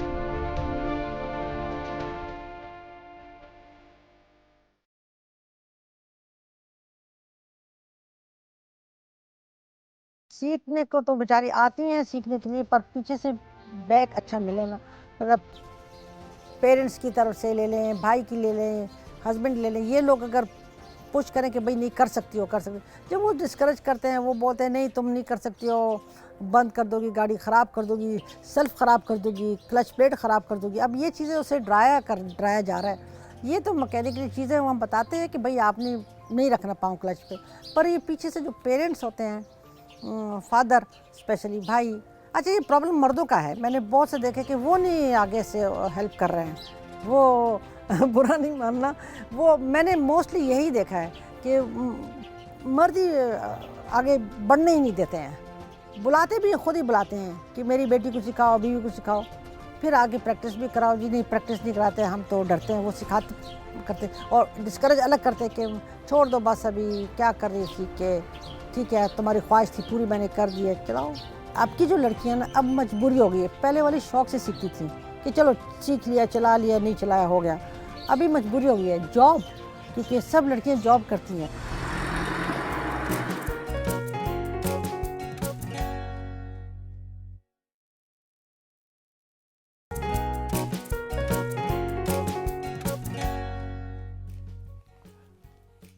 वेलकम बैक जी। सनोबर, मुझे जहाँ पर हमने बात छोड़ी थी वहीं से आगे कंटिन्यू करेंगे। उनसे हमने पूछ लिया कि उनके फेवरेट सिंगर कौन है। आप अपने फेवरेट सिंगर बताएं, पाकिस्तान में किसको सुनती हैं? जो मेरा फेवरेट सिंगर स्पेसिफिकली मेरा कोई नहीं है, बट रिसेंटली अभी कुछ टाइम से मुझे आयमा बेग को सुनने का बहुत शौक चढ़ा हुआ है। बिकॉज मैंने उनका एक लाइव परफॉर्मेंस देखी थी काफ़ी पहले। तो एक होता है ना कि एक सिंगर है, वो और मतलब रिकॉर्डिंग में तो बहुत अच्छा है, रिकॉर्डिंग में तो मोस्टली लोग गा ही लेते हैं। हाँ, लेकिन लाइव परफॉर्मेंस बहुत कम लोगों की अच्छी होती है। And Ayma Baig is one of those जिसकी लाइव परफॉर्मेंस मुझे एक्चुअल में, मेरा ख्याल है क्यूबी के बाद एक वाहिद वो बंदी है जिसकी मुझे लाइव परफॉर्मेंस अच्छी लगी। QB is not my favourite, but अगर शोज़ वगैरह पे उसे लाइव देखो तो वो अच्छा गा रही होती है। बट आयमा बेग को मैंने बहुत ज़्यादा सुनना शुरू किया। टूट कर प्यार करे दिल जो बिखर जाता है, टूट कर प्यार करे दिल जो बिखर जाता है, इश्क तो सामने आँखों के मुकर जाता है, अपनी धड़कन को मेरे दिल से जोड़ने वाले, अपनी धड़कन को मेरे दिल से जोड़ने वाले, जा तुझे माफ किया, जा तुझे माफ किया, दिल को तोड़ने वाले, प्यार की राह में मुझको यूं छोड़ने वाले। बहुत खूबसूरत। बहुत खूबसूरत। फेवरेट जॉनरा कौन सा है आपका म्यूजिक में? Semi classical. Semi classical. और इसके अलावा या यही ज़्यादातर गाना पसंद है और यही सुनना भी पसंद है? मुझे यही पसंद है, बट क्योंकि हम लोग हर तरह का ट्रेंड देखते हैं तो पॉप भी मुझे पसंद है। नाज़िया हसन के बहुत सॉन्ग्स मैंने सुने हैं और बहुत सॉन्ग्स मैंने उनके कवर किए हैं, तो पॉप भी पसंद है, बट फेवरेट सेमी क्लासिकल है। मेरा ख्याल है वही रहेगा हमेशा। अच्छा, मेरा जो सवाल है वो आप दोनों से है, बारी बारी में पूछूंगी कि क्या वजह है कि 90s का जो दौर था वो म्यूज़िक के हवाले से पाकिस्तान की इंडस्ट्री का बेस्ट दौर था, और उसके ना पहले वो दौर कभी हमने देखा और ना अब हम वो दौर देखते हैं। तो क्या लगता है कि वो दौर कभी वापस आ सकता है, और वो दौर ऐसा क्यों था? आज क्या चीज़ मिसिंग है? उस टाइम ओरिजिनलिटी ज़्यादा थी आई थिंक। अभी लोग कवर्स कर रहे हैं, इवन अगर हमें भी देखें, हम भी ज़्यादा कवर्स करते हैं। हमें लोगों ने ये नहीं बताया कि आप खुद भी लिख सकते हो, हालांकि लिखने पे आप अच्छा, यही पॉइंट, इसको अगर हम आगे बढ़ाएं, हलीमा के जवाब अलमास से भी हम लेंगे। आप लोग ओरिजिनल्स की तरफ क्यों नहीं आते, नए सिंगर्स? यही सवाल है। चले, मैं क्यों नहीं आती, अपना मैं बताती हूँ। हालांकि my mother is a poet, वो जोश मलियाबादी की ग्रैंड डॉटर हैं और वो इतना अच्छा लिखती हैं। उन्होंने मुझे इतनी दफ़ा बोला है तुम मेरी गज़लें ले लो, वो कंपोज करो। पता नहीं, शायद एक झिझक है हमारे अंदर, मुझे ऐसा लगता है। और मैंने डरते न्यू एक्सपीरियंस से? डरते नहीं, हमें लगता है कि हम पता नहीं कैसा लिखेंगे, क्या निकलेगा। मैंने एक सॉन्ग लिखा था बट वो कभी भी कॉम्पोजिशन की तरफ नहीं जा सका। पता नहीं, आई डोंट नो उसकी क्या वजह थी, लेकिन नहीं जा सका कभी भी। लेकिन हमें शायद ये लगता है कि हम लिखेंगे तो अच्छा नहीं होगा, क्या होगा अगर अच्छा नहीं निकलेगा, या लोग क्या सोचेंगे, शायद हम उस तरफ बहुत ज़्यादा सोचते हैं। अलमास, उनके घर में तो मैं पता नहीं किस तरीके से उन्होंने उस तरफ वो गई नहीं है। उनके घर में तो एक पूरी मीरास चल रही है इस चीज़ की। आप बताएं कि आप क्यों नहीं ओरिजिनल्स की तरफ नहीं, बल्कि आपका है भी? मेरे 5-6 मेरे ओरिजिनल्स हैं। वाह, क्या बात है। और अभी आधे पे काम भी चल रहा है। तो ओरिजिनल्स के कैसा रिस्पांस आपको मिला? क्या अच्छा नहीं मिला? काफ़ी अच्छा मिला। काफ़ी अच्छा मिला। तो आपको चाहिए कि आप जो है कवर छोड़ के इसकी तरफ आएं, क्या कहती हैं? या लोग सुनना कवर चाहते हैं ज़्यादा? नहीं, ऐसा नहीं है। फिर मुझे ये लगता है, मैं तो शौकिया गाती हूँ। जो कवर मुझे पसंद आता है मैं उसको ऐसे गा लेती हूँ क्योंकि मुझे अच्छा लगता है। तो मुझे लगता है शायद मैं इसको अच्छा गा सकती हूँ, तो बस उस शौकिया में करती हूँ। अदरवाइज़ जो ऑफिशियल्स है वो ट्रेंड बन चुके हैं आजकल, क्योंकि अगर आप ऑफिशियल नहीं करेंगे तो लोग बोलेंगे ये तो कॉपी पेस्ट कर रहे हैं, जो गाया हुआ है उसी को गाते जा रहे हैं। तो अपने अगर नाम बनाना है तो फिर ऑफ कोर्स अपना एक अलग पहचान होनी चाहिए। आपकी जो पहचान है आपके काम से बनती है, तो जब तक आप अपना नहीं कोई काम करेंगे तब तक तो आपकी पहचान ना बन सकती। बिल्कुल। तो ज़रूरी है उसके लिए ऑफिशियल करना। तो मेरी तो पूरी, आपको पता था टीम है, वो गाने बनाते हैं। मैं बल्कि कभी कहती भी कि यार ये गाना है मुझे करना है, तो बोलते बस कर दो यार कवर करना, वो तुम कॉन्सर्ट में तो गाती हो ना, तो कॉन्सर्ट्स में गा लिया तो वो एक ही चीज़ है, तो ऑफिशियल्स की तरफ जाओ। तो मैं बोलती हूँ हाँ ठीक है। अच्छा, जैसे हमारे नेबरिंग कंट्रीज जो हैं वो रीमेक की तरफ चले गए हैं, जो पुराने उनके हिट्स हैं उनको दोबारा से रीमेक करें, क्या वो हमें करने की ज़रूरत है कि हमारे बल्कि वो तो हमारे भी ले के रीमेक कर रहे एग्जैक्टली हैं। वो हमारे भी बहुत ले copy के करते रीमेक हैं। कर रहे हैं, और हमारे इतने हिट गाने उस जमाने के जिनको अगर हम भी रीमेक करना शुरू करें तो क्या बात उनमें से बिल्कुल ऐसा निकलेगी। ही है। तो इस चीज़ की तरफ लैकिंग क्यों है? आप लोग इस चीज़ की तरफ क्यों नहीं जाते? वैसे मैं पर्सनली बताऊँ तो मुझे पंजाबी जो पुराने सॉन्ग्स हैं मुझे बहुत पसंद है, तो मैंने काफ़ी दफ़ा मतलब सोचा भी, क्योंकि जो पुराने सॉन्ग्स हैं लोगों ने सुने नहीं हैं। पुराने सॉन्ग या हमारा फोक म्यूजिक भी बहुत रिच म्यूजिक है। बिल्कुल बिल्कुल। आप लोग में से गाते हैं फोक म्यूजिक? नहीं कम मैं नहीं। कम शादियों में टप्पे गाए हुए हैं, हाँ, ठीक है, सुने, गाए गाए होंगे। नहीं। हाँ, क्यों नहीं मतलब गाए? आपकी दोस्तों में फैमिली में बैठ क्या के। कभी किसी की शादी नहीं हुई? होती है तो वो फिर? आंटियां गाती हैं, मैं तो मुझे तो आता नहीं है। हाँ लेकिन मैं कहती यार नहीं, कैसे लेकिन होते हैं, आपने गाए बैक टू बैक होना गाए तो मैं इंसान लोगों भी के सीख गाए भी फिर लेता हम सुनेंगे आपसे, हाँ, ठीक है? नहीं प्लीज, ये हमारा एक बहुत ही रिच किस्म का म्यूजिक है। हमारी बेल्ट में आप सिंध की तरफ चले जाएं, हर पंजाब की तरफ चले जाएं, हर जगह पे म्यूजिक और फिर साथ साथ डांस, ये कल्चरल अहमियत बहुत ज्यादा है। तो मैं चाहूंगा आप हमारे कल्चर को और प्रमोट पंजाबी करें, गाएं। टप्पों को तो कोई हरा ही नहीं सकता। हाँ, जिस तरह वो चिट्टा कुकर। हाँ तो एग्जैक्टली। ये हम आपसे सुनेंगे, आप ये गाएंगी। मैंने एक ऑडिशन में भी गाया था, उधर मुझे अभी याद आया बल्कि कि वो ठप्पे ही गाने थे तो मैंने गाया था। हाँ, अच्छा मुझे अलमास ये बताएं कि अगर हमारे यहाँ पर प्लेटफॉर्म्स की कमी है म्यूजिक बहुत की, ज़्यादा। ठीक है, अगर एक टीवी चैनल पे प्रोग्राम हो म्यूजिक का तो उसे किस किस्म का डिजाइन किया जाए? किस किस्म का मतलब? मतलब कैसा होना चाहिए अगर म्यूजिक में? आपसे कोई आइडिया ले कि एक टीवी प्रोग्राम है और वो न्यू कमर्स उसमें आएंगे, और तो आप उसके लिए क्या आइडियाज देंगी? मैं उसके लिए यही आइडियाज़ दूंगी कि लाइक सबसे पहले जो जज कर रहे हैं वो अच्छे हो, उनको आता हो, उनको समझो म्यूज़िक क्या है। अगर आप ऐसे ही सिंगर्स को जजेस को बिठा देंगे तो फिर तो अच्छे गाने वाले जो वो भी उनको भी चांस नहीं मिलेगा। बिल्कुल। सबसे पहले तो जज अच्छे रखें, और रिश्वत नहीं होनी चाहिए।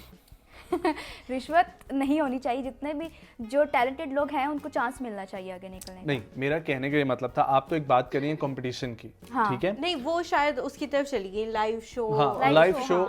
मेरा ये कहने का मतलब था कि म्यूजिक को प्रमोट करने के लिए हमें अपनी इंटरटेनमेंट इंडस्ट्री में क्या चीज़ ऐसी लानी होगी एक प्रोग्राम की फॉर्मेट में, जिसमें हम न्यू म्यूजिशियंस को भी मौका दें और पुराने को भी बुलाएं और बात करें कि म्यूज़िक जो है हमारे यहाँ पर कम है लेकिन लोग गाना चाहते हैं, और हमारे यहाँ पर ना थोड़ी तंग नजरी से भी देखा जाता है बहुत म्यूजिक। ज़्यादा बुरा समझा जाता है। इसको गाने कैसे वालों को। खत्म किया जाए, ये मैं आप चूंकि इमर्जिंग टैलेंट हैं तो आप लोगों से ही हमने पूछना है। आई थिंक हमारी जो गवर्नमेंट है उसको कुछ करना चाहिए इसके लिए। मुझे ये लगता है। हमारी गवर्नमेंट क्या क्या करेगी? सनोवर, इस बारे में आप क्या कहेंगे?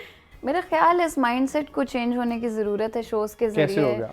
या ये बता रही हूँ, शोज़ के ज़रिए जिस तरह हम अभी बात कर रहे हैं, माइट भी 50 लोग या 100 लोग या 500 लोग देख रहे हैं शो, तो उन पेरेंट्स के दिमाग में बात जाएगी कि अगर ये 2 लड़कियां बैठी हैं तो हमारी बेटी भी हो सकती है, अगर हमारी बेटी की इतनी अच्छी आवाज़ है तो। मेरी इतनी दोस्त हैं, उनकी इतनी प्यारी प्यारी आवाज़ें हैं, उन्हें अपॉर्चुनिटीज़ मिली हुई हैं, उन्हें अप्रोचेस मिली हुई हैं, लेकिन घर वाले नहीं मानते। तो वो तो बहुत मैंने वही बड़ी बात की reason ना है। स्टार्ट में शो में ये कह दिया कि आप दोनों इस Family मामले में बहुत ब्लेस्ड रहे। contribution बहुत कितनी माशाल्लाह से बहुत ज़रूरी है। लगती हैं, बहुत ज़्यादा लगती हैं। अच्छा, अच्छा, अगर मैं आपसे पूछूं कि 5 साल बाद आप अपने आप को कहाँ देखती हैं इस इंडस्ट्री में सर्वाइवल के लिए? क्योंकि बहुत सारे लोग ऐसे आते हैं जो न्यू कमर्स होते हैं, लेकिन फिर वो बेचारे लोगों की तरफ से सराहने ना की वजह से वो कहीं पीछे रह जाते हैं। तो अगर मैं आपसे पूछूं कि 5 साल बाद आप अपने आप को कहाँ देखती हैं, तो क्या जवाब होगा आपका? अभी रिसेंटली आयमा बेग का कॉन्सर्ट हुआ था, वो जो स्टेज पे थी मैं वहाँ देखती हूँ अपने आप को, और अल्लाह करे शायद अल्लाह करे, अल्लाह maybe। करे। अलमास, आप क्या कहेंगी कि लोगों को बताएं कि जो लोग आते हैं वो लोगों की वजह से या सराहने जाने की ना वजह से डिसहार्ट ना हो और परफॉर्म करते रहे, एक दिन उनका भी टाइम आएगा। स्ट्रगल जो होते हैं ना आपकी, अगर आप कुछ भी बनना चाहें ना, स्ट्रगल बहुत ज़रूरी है। आप हमेशा एकदम से आसमान पे नहीं जाते, आपको टाइम लगता है हर चीज़ में। इवन आप स्टडीज़ भी कर रहे हो ना, तो उसमें आप देखो पहले 1 में होते हो, फिर 2, आहिस्ता आहिस्ता आप One by one degree grade लेते बढ़ता हो। रहता है। तो आप ये नहीं सोच सकते कि मैं एकदम में रातों रात स्टार बन जाऊंगा, ऐसे नहीं होता। उसके लिए आपको मेहनत करनी Patience पड़ती चाहिए है। आपको। पेशेंस बहुत ज़रूरी है इसमें तो। patience। चलें वापस आते हैं, और मैंने पंजाबी टप्पों की बात की थी, ठीक है, तो वो भी हम सुनेंगे सनोबर से। आप कहीं मत जाइएगा, हमारे साथ रहें। अस्सलाम वालेकुम viewers, welcome back to our segment personal grooming. मैं हूं अमरीन और आपके सामने लाती हूं मज़े के टिप्स और डिफरेंट गेस्ट के साथ आजकल हम आपको मिलवा रहे हैं। तो आज हमारे जो गेस्ट हैं he is physio fitness trainer और काफ़ी सेलिब्रिटीज़ के साथ और काफ़ी ऐसे पब्लिक फिगर्स हैं जिनको उन्होंने ट्रेनिंग कराई है पर्सनल ट्रेनिंग में, बहुत ही इज़ वेरी एक्सपर्ट। और आज हम इनसे बात करेंगे आपकी प्रॉब्लम्स जो घर में लड़कियों को फेस करनी पड़ती हैं फ़िटनेस के हवाले से।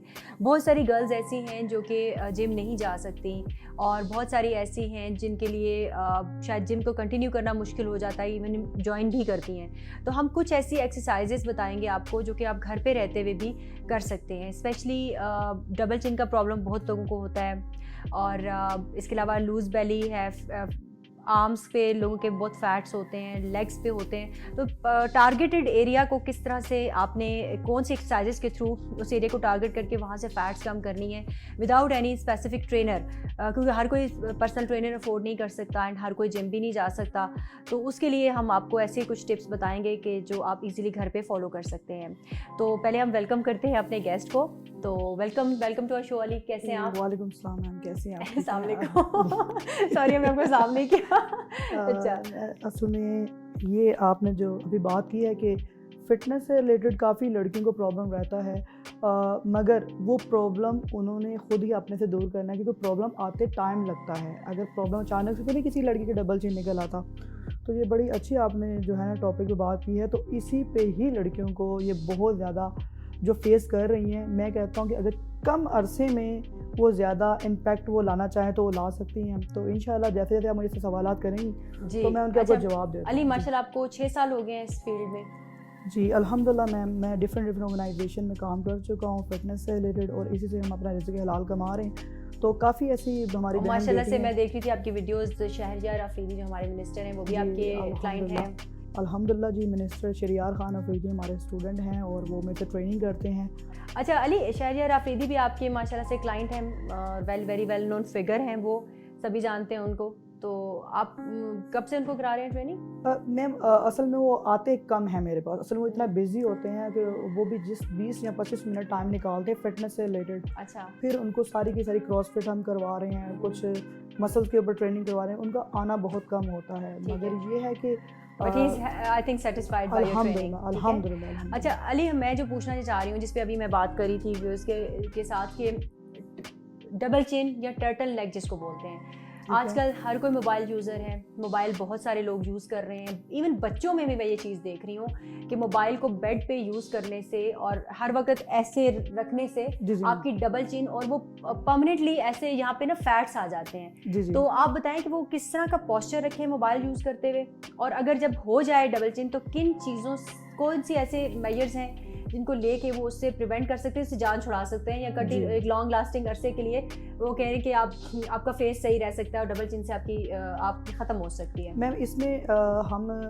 रेकमेंड करते हैं, एक तो एक्सरसाइज है प्लस आपकी डाइट का बहुत रोल है। डाइट के साथ साथ आपकी फिटनेस से रिलेटेड है, क्योंकि अक्सर क्या होता है कि अगर लड़की या लड़का, समटाइम हम अपने जैसे मोबाइल है तो इसको लड़कियां अक्सर ऐसे यूज़ कर रही होती हैं, लड़कियां लड़के ऐसे यूज़ कर रहे होते हैं। और अगर आपने अपनी गर्दन को फुल टाइम नीचे किया हुआ है तो आपका 35 kg समझिए आपने वेट ऊपर रखा हुआ है। इतना बुरा इसका इम्पैक्ट आता है, और ये हम बच्चों के लिए, लड़कियों के लिए, लड़कों के लिए बिल्कुल भी चीज़ ठीक नहीं है। एक अली, सॉरी आपकी बात काट रही हूँ, बेड पे यूज़ करते हैं लोग। बेड पे भी वो क्या करते हैं, कमर को टेक लगाई होती है, लेकिन सारा लोड, वही आप वाली बात के सारा लोड नेक पे, और आपके फेस वो सारा, और कंटिन्यूसली मैंने देखा है लोगों की कमर भी सीधी नहीं होती है, उससे पेट भी निकलता है और उससे आपकी डबल चिन भी आपकी हो जाती है। जी, एक तो ये है कि सबसे पहले अगर आपकी गर्दन बिल्कुल झुक जाती है और बिल्कुल आपको आदत ऐसी हो जाती है, फिर आपका पोस्चर वो नहीं रहता, फिर आपके शोल्डर भी नीचे गिरते हैं। फिर सबसे जो मुश्किल और सबसे खतरनाक चीज़ है वो आपका सर्वाइकल में C1 से C7 तक जो आपको प्रॉब्लम आती है। C2 अगर आपका डैमेज होता है तो आपकी बाईं आंख की साइड वीक हो जाता है। तो ये अब देखिए, एक लड़की है, वो अपने आप को बंद संवरने के लिए पोलर आती है, प्यारी लगने के लिए।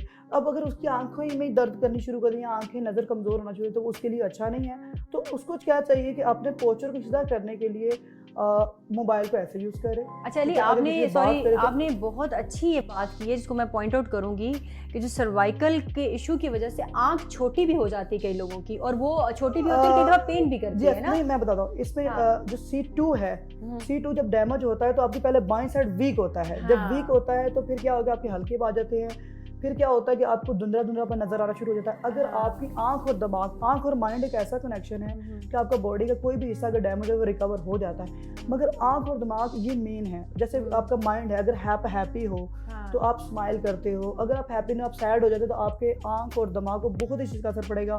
और फिर आप जो खाती हो, आपको अक्सर लड़कियों को नहीं भी लगता, जैसे अक्सर लड़कियां हमारे पास आती हैं, कहती हैं कि आप हम जो मर्जी खाते हैं, हमें नहीं लगता उनका खाने की रूटीन क्या है, वो तो चलो ठीक हो जाएगी, मगर अक्सर वो फास्ट खा रही होती हैं, फुल चबा चबा कर नहीं खा रही, तो जिसकी वजह से बैली बाहर आती है या डबल चिन बाहर आता है। ये थोड़ा अच्छा देखिए जी, problem है। व्यूज कितनी इंपॉर्टेंट इन्फॉर्मेशन है जो अली ने हमें दी है कि सिर्फ बैठने, गलत तरीके से बैठने से और मोबाइल यूज़ करने से आपको कितनी ज़्यादा प्रॉब्लम हो सकती है।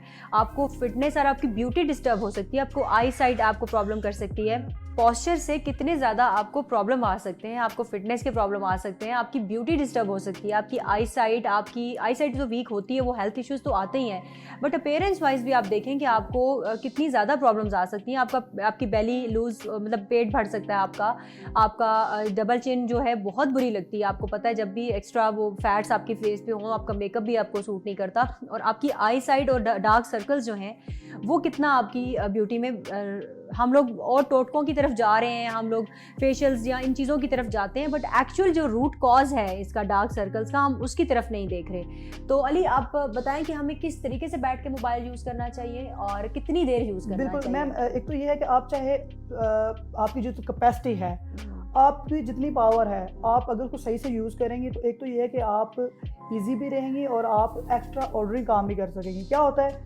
अगर आप ऐसे बैठेंगे तो आपको तो प्रॉब्लम वो तो है ही है, उसके अलावा जो आपने नेक्स्ट 1 आवर बाद जो आपने अपने घरेलू काम करने, काज करने, उसमें लिए आपको बहुत प्रॉब्लम आती है। तो लड़कियों को यही कहना चाहूँगा कि पर डे, एक तो क्योंकि डाइट और फिटनेस ये साथ साथ लेके चल रहे हैं। अब अगर एक लड़की मॉर्निंग में वो 8 बजे उठ रही है तो 8 से लेकर शाम 5 बजे तक उसको 10 से 12 गिलास पानी पी लेना चाहिए, क्योंकि वाटर इनटेक होगा तो उनका जो बॉडी पे फैट है वो जमेगा नहीं, वो पानी पिएंगे, फ्रेश हाइड्रेटेड रहेंगे वो बिल्कुल, और exactly। खाना भी डाइजेस्ट होगा, फिर वो जी, जी। ऑटोमेटिकली स्टमक जो है वो आपका और हेल्दी रहेगा। बिल्कुल, पानी हमारे लिए बहुत ज़रूरी है। बेसिकली हम लड़की हैं या लड़के क्या कर रहे हैं, सब कुछ खा रहे हैं, फिर ये गिला करते हैं हमें कुछ नहीं लगता। आपने जो खाना है, जो भी बाइट ले, उसको फुल चबा कर उसको बिल्कुल, जब वो बिल्कुल क्रश हो जाए फिर उसको आप निकले।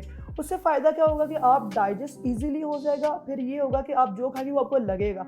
रही बात डबल चिन के ऊपर, ये अक्सर लड़कियां क्या करती हैं, लेज ले लेंगी, पेप्सी पी लेंगी, मगर वो क्या करें, अगर वो बहुत ज़्यादा सुस्त हैं वो बबल्स ले लें, वो बेस्ट बबल्स मिलती हैं, वो लेज़ी गर्ल्स आपके लिए बड़ी अच्छी टिप है कि आप बबल खाएं, उससे आपका फेस भी स्लिम होगा और आपकी चिन भी ठीक उसमें होगी। क्या होगा, अगर आप पूरा पैकेट बबल्स का लेते हैं, अक्सर लड़कियों के लिए नॉर्मल बबल्स खाना वो और है। फेस का वर्कआउट करने के लिए क्या होती है कि अगर उसमें 10 to 15 बबल्स पड़ी हुई हैं, अगर पड़ी हुई हैं तो वो लड़कियां करके स्टार्ट से 2 खाएंगी। अब उसी बबल्स को आपने ए टाइम पे आपने कर लेना है। अगर आप पहले बबल दे रहे हैं, हर 1 मिनट आपने बबल खाना है, बबल खा रही हैं, उसको आपने निगलना नहीं, ना थूकना है, ना फेंकना है उसको, आपने न्यू बबल एक्स्ट्रा ऐड कर लेनी, साथ साथ चबाते रहे। 5 मिनट ये आपके फेस की एक्सरसाइज होगा। कितने मजे की बात अली ने बताई आपको कि आप एक तो बबल भी खाएं जिस बबल लवर्स के लिए तो बड़ा अच्छा है, और साथ आपका फेस जो है वो भी आपका अच्छा। एक एक्सरसाइज अली ये भी होती है कि आपने मुझे एक दफ़ा बताया था कि आप बेड पे स्ट्रेट लेट जाएं, ठीक है, और चिन के लिए, और आई थिंक फेस आपका लटक रहा हो बेड से और आप फेस को उठा, वो आप हमें थोड़ा करके भी दिखा दीजिएगा। मैं बिल्कुल वो भी उस साइड पे भी आता हूँ। फिर एक और चीज़ आपसे ऐड करना चाहूँगा कि वो मैं बहुत लड़कियों को बता चुका हूँ। जैसे 45 मिनट आप टीवी पर बैठती हैं, टीवी देखती हैं, आप सीरियल देखती हैं, 45 मिनट एक ड्रामा देखती हैं, चलो आपने हमारे कहने पे अपना पोस्चर सीधा कर लिया और आप ऐसे बैठ गई हैं, मगर अगर आपको बहुत ज़्यादा खाने की तमन्ना है और आप कहती हो कि आप बहुत एक्स्ट्रा ऑर्डर खाना उस टाइम खाती हो जिसकी वजह से फैट आ रहा है, फिर आप एक काम करेंगे, आप पॉपकॉर्न का सहारा लेंगे। अब यहाँ पर लड़कियाँ कर रही लेज लेके आ रही, निम्को लेके या पेप्सी या बॉटल, वो जो अनहेल्दी फूड है वो ले रही हैं जैसे एक जायके के लिए, देखिए जायका ही हर चीज़ नहीं होता, जायका एक वो जैसे हमने जायका हमारी ज़ुबान का है, जैसे हमने खाया डाइजेस्ट उसका फिर हमारे जायके से कोई लिंक नहीं है, बट पॉपकॉर्न को साथ ऐड करना ज़रूरी है। अली के साथ हमारी बातें काफ़ी इन्फॉर्मेटिव हैं। हम नेक्स्ट प्रोग्राम में दोबारा अली को जहमत देंगे और हम इनसे दोबारा बात करेंगे। तो इसलिए व्यूअर्स अभी हमारे प्रोग्राम का सेगमेंट का टाइम ख़त्म हो गया है। हम नेक्स्ट प्रोग्राम में आते हैं, हम इसी चीज़ को कंटिन्यू करते हैं। तो अपना बहुत ख्याल रखें। अल्लाह हाफिज़।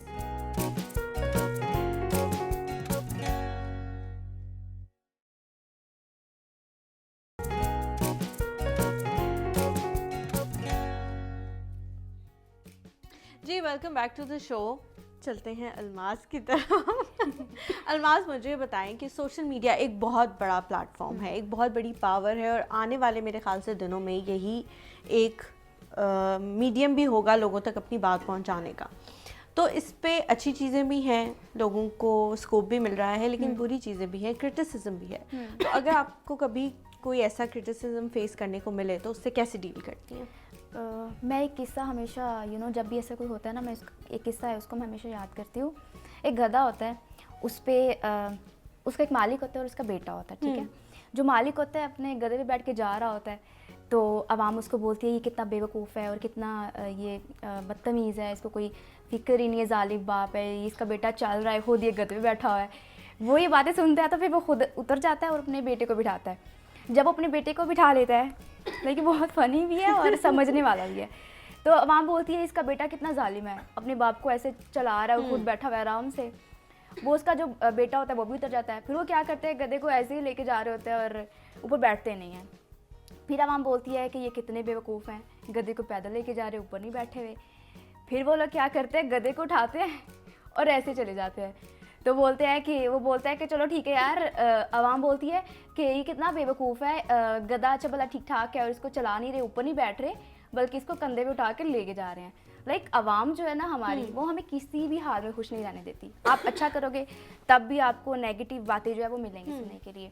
अगर आप कुछ गलत भी कर रहे हो तो फिर लोगों ने बोले ये तो है ऐसी है, ये तो ये है, ये तो इसको तो शर्म से आना है, ये वो पता नहीं क्या क्या बातें अपने माइंड में लेके आते हैं।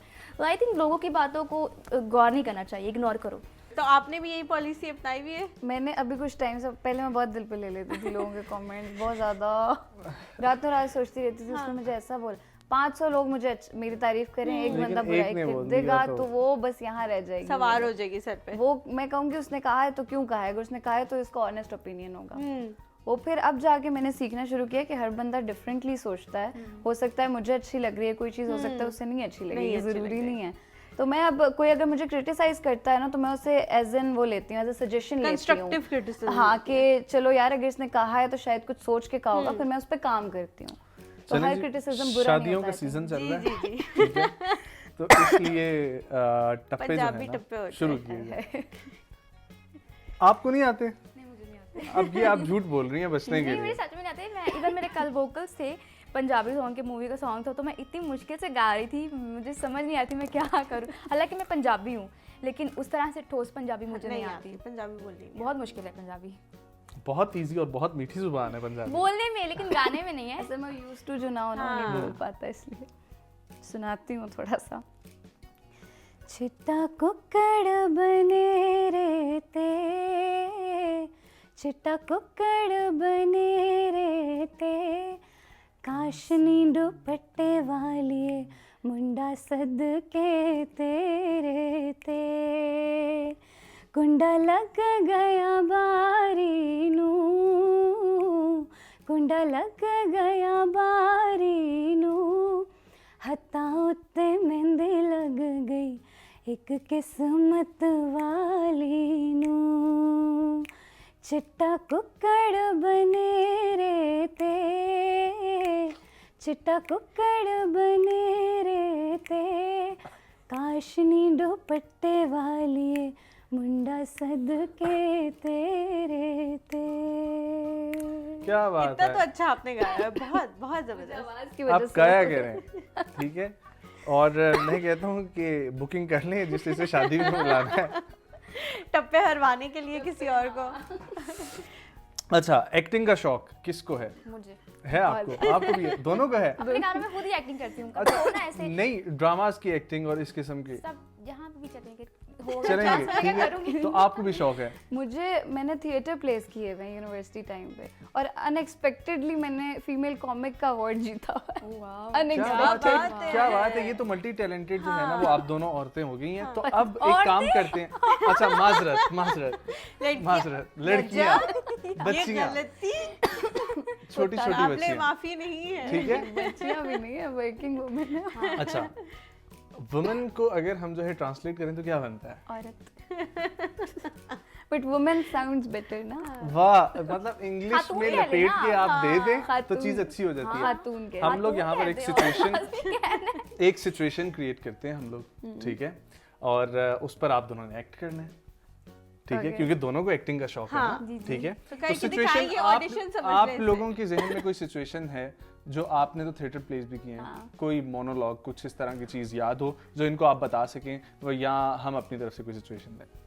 एक मैंने जो थिएटर प्ले किया था जिस पे अवार्ड मिला था, उसमें मैं और मेरी एक फ्रेंड थे और हम लोग वो गांव की लड़कियां बने थे, हमने परांदे डाले हुए थे और हम एक दूसरे से ना गॉसिप कर रही, चुगलियां कर रही थी, कभी फूफो की बुराई कर रही थी, कभी चाची की, कभी लड़कियों की, कभी किसी के बेटे की। तो हम लोग इस तरह ना बुराइयां कर रही थी और इस तरह की सिचुएशन हम कर सकते आप कर लेंगी? सिचुएशन जहन में आ गई कि एक गांव की लड़की हैं, ठीक है, और उन्होंने बुराइयां करनी है, मतलब रोज वो मिलती हैं और सारे गांव का चक्कर लगा के आती हैं। हाँ, वो गांव की लड़कियों की बात नहीं है, वो हर जगह भी यही होता है। हर जगह यही होता है। चलें जी, एक्शन। तुझे पता है ना यार, वो ना कुदूसी साहब का बेटा नहीं है जो जहाँ का चूड़ा मुसल्ली, हाय अल्लाह। रज रज के मुझ पे लाइनें मारता है। और वो तूने देखी है उसकी बहन देखी है? हाँ, लंडे से जोड़ा लाई हुई थी, मुझे कहती मैंने खाड़ी से लिया हुआ है। शौकिया, शो ऑफ।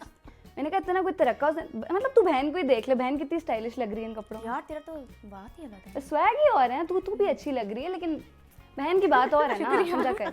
अच्छा, और उसका मेरी फुप्पो यार, मेरी फुप्पो की हरकतें देख लो, जो जहाँ आके गली मोहल्ले के लोफर लफंगों के रिश्ते ले आती है मेरे लिए। सेम।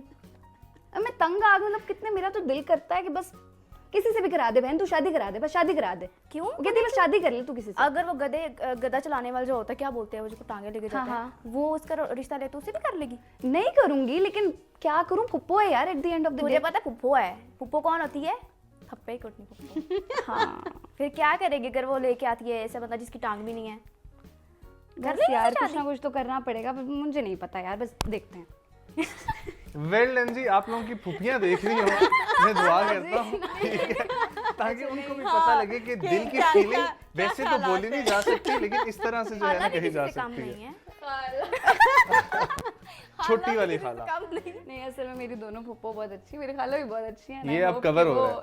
नहीं वाकई में, असल में जो लाइन मैंने बोली थी ना वो फुप्पो के साथ ही थी, तो मुझे ये अच्छा, ये हमारे वाकई दिमागों में ना बचपन से तो नहीं होता, लेकिन शायद सोशल मीडिया की वजह से ये चीज ज्यादा हो गई है कि हाँ पुप्पो बस ऐसी हैं और सब। अच्छा, हालांकि सबकी होती नहीं है। हाँ, हमने म्यूजिक से रिलेटेड बात की, आप लोगों की म्यूजिक करियर से रिलेटेड बात की, मैं ये पूछना चाह रहा हूँ कि आप लोगों की और हॉबीज क्या क्या हैं, क्या करती हैं आप इसके अलावा? इसके अलावा ठीक है, मुझे सोना पसंद है, खाना पसंद है, बहुत कमाल की फोन hobby। यूज करना और घूमना मुझे बहुत अच्छा लगता है। अच्छा, मतलब लेकिन ट्रैवलिंग मुझे करना पसंद है? ट्रैवलिंग पसंद है। ट्रैवलिंग मुझे बहुत अच्छी लगती है, लेकिन वो भी मैं सोच समझ के करती हूँ। मुझे वाटर फोबिया भी है, जहाँ पे पानी देख लेती हूँ मुझे चक्कर आते हैं। हाइट फोबिया भी है, मुझे बहुत सारे फोबियाज हैं। इसलिए मैं अंधेरे वाला तो तमाम लड़कियों को होता है।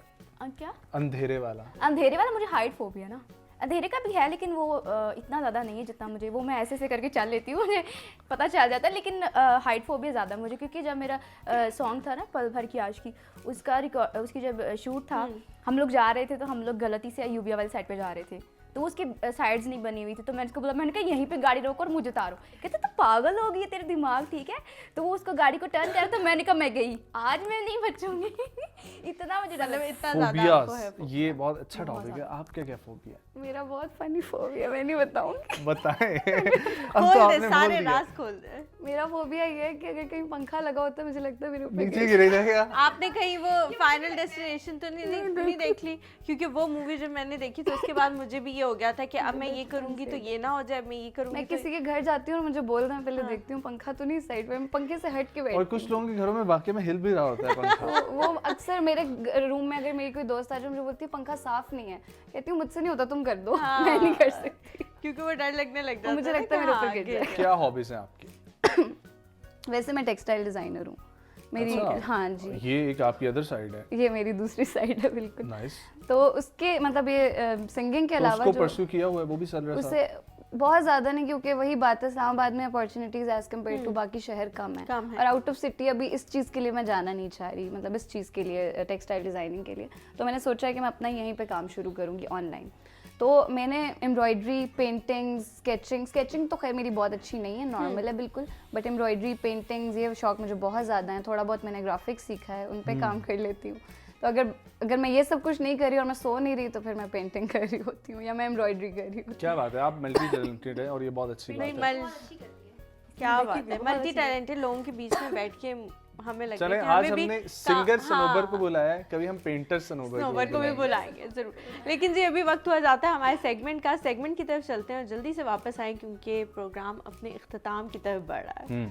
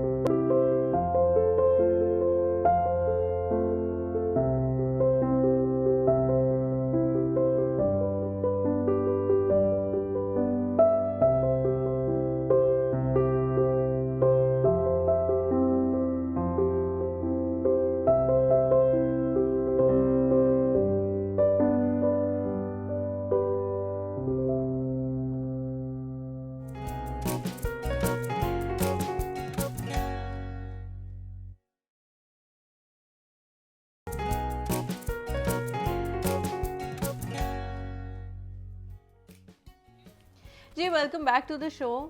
आखिरी कुछ मिनट रह गए हमारे पास और मेरी एक फरमाइश है अलमास साहब से। मैंने आपका एक गाना सुना, गाना तो नहीं हम कहना चाहिए, और बहुत ही ज़्यादा मुझे खूबसूरत लगा, वही खुदा है, तो प्लीज़ वो थोड़ा सा सुना दो। ठीक है। तलाश उसको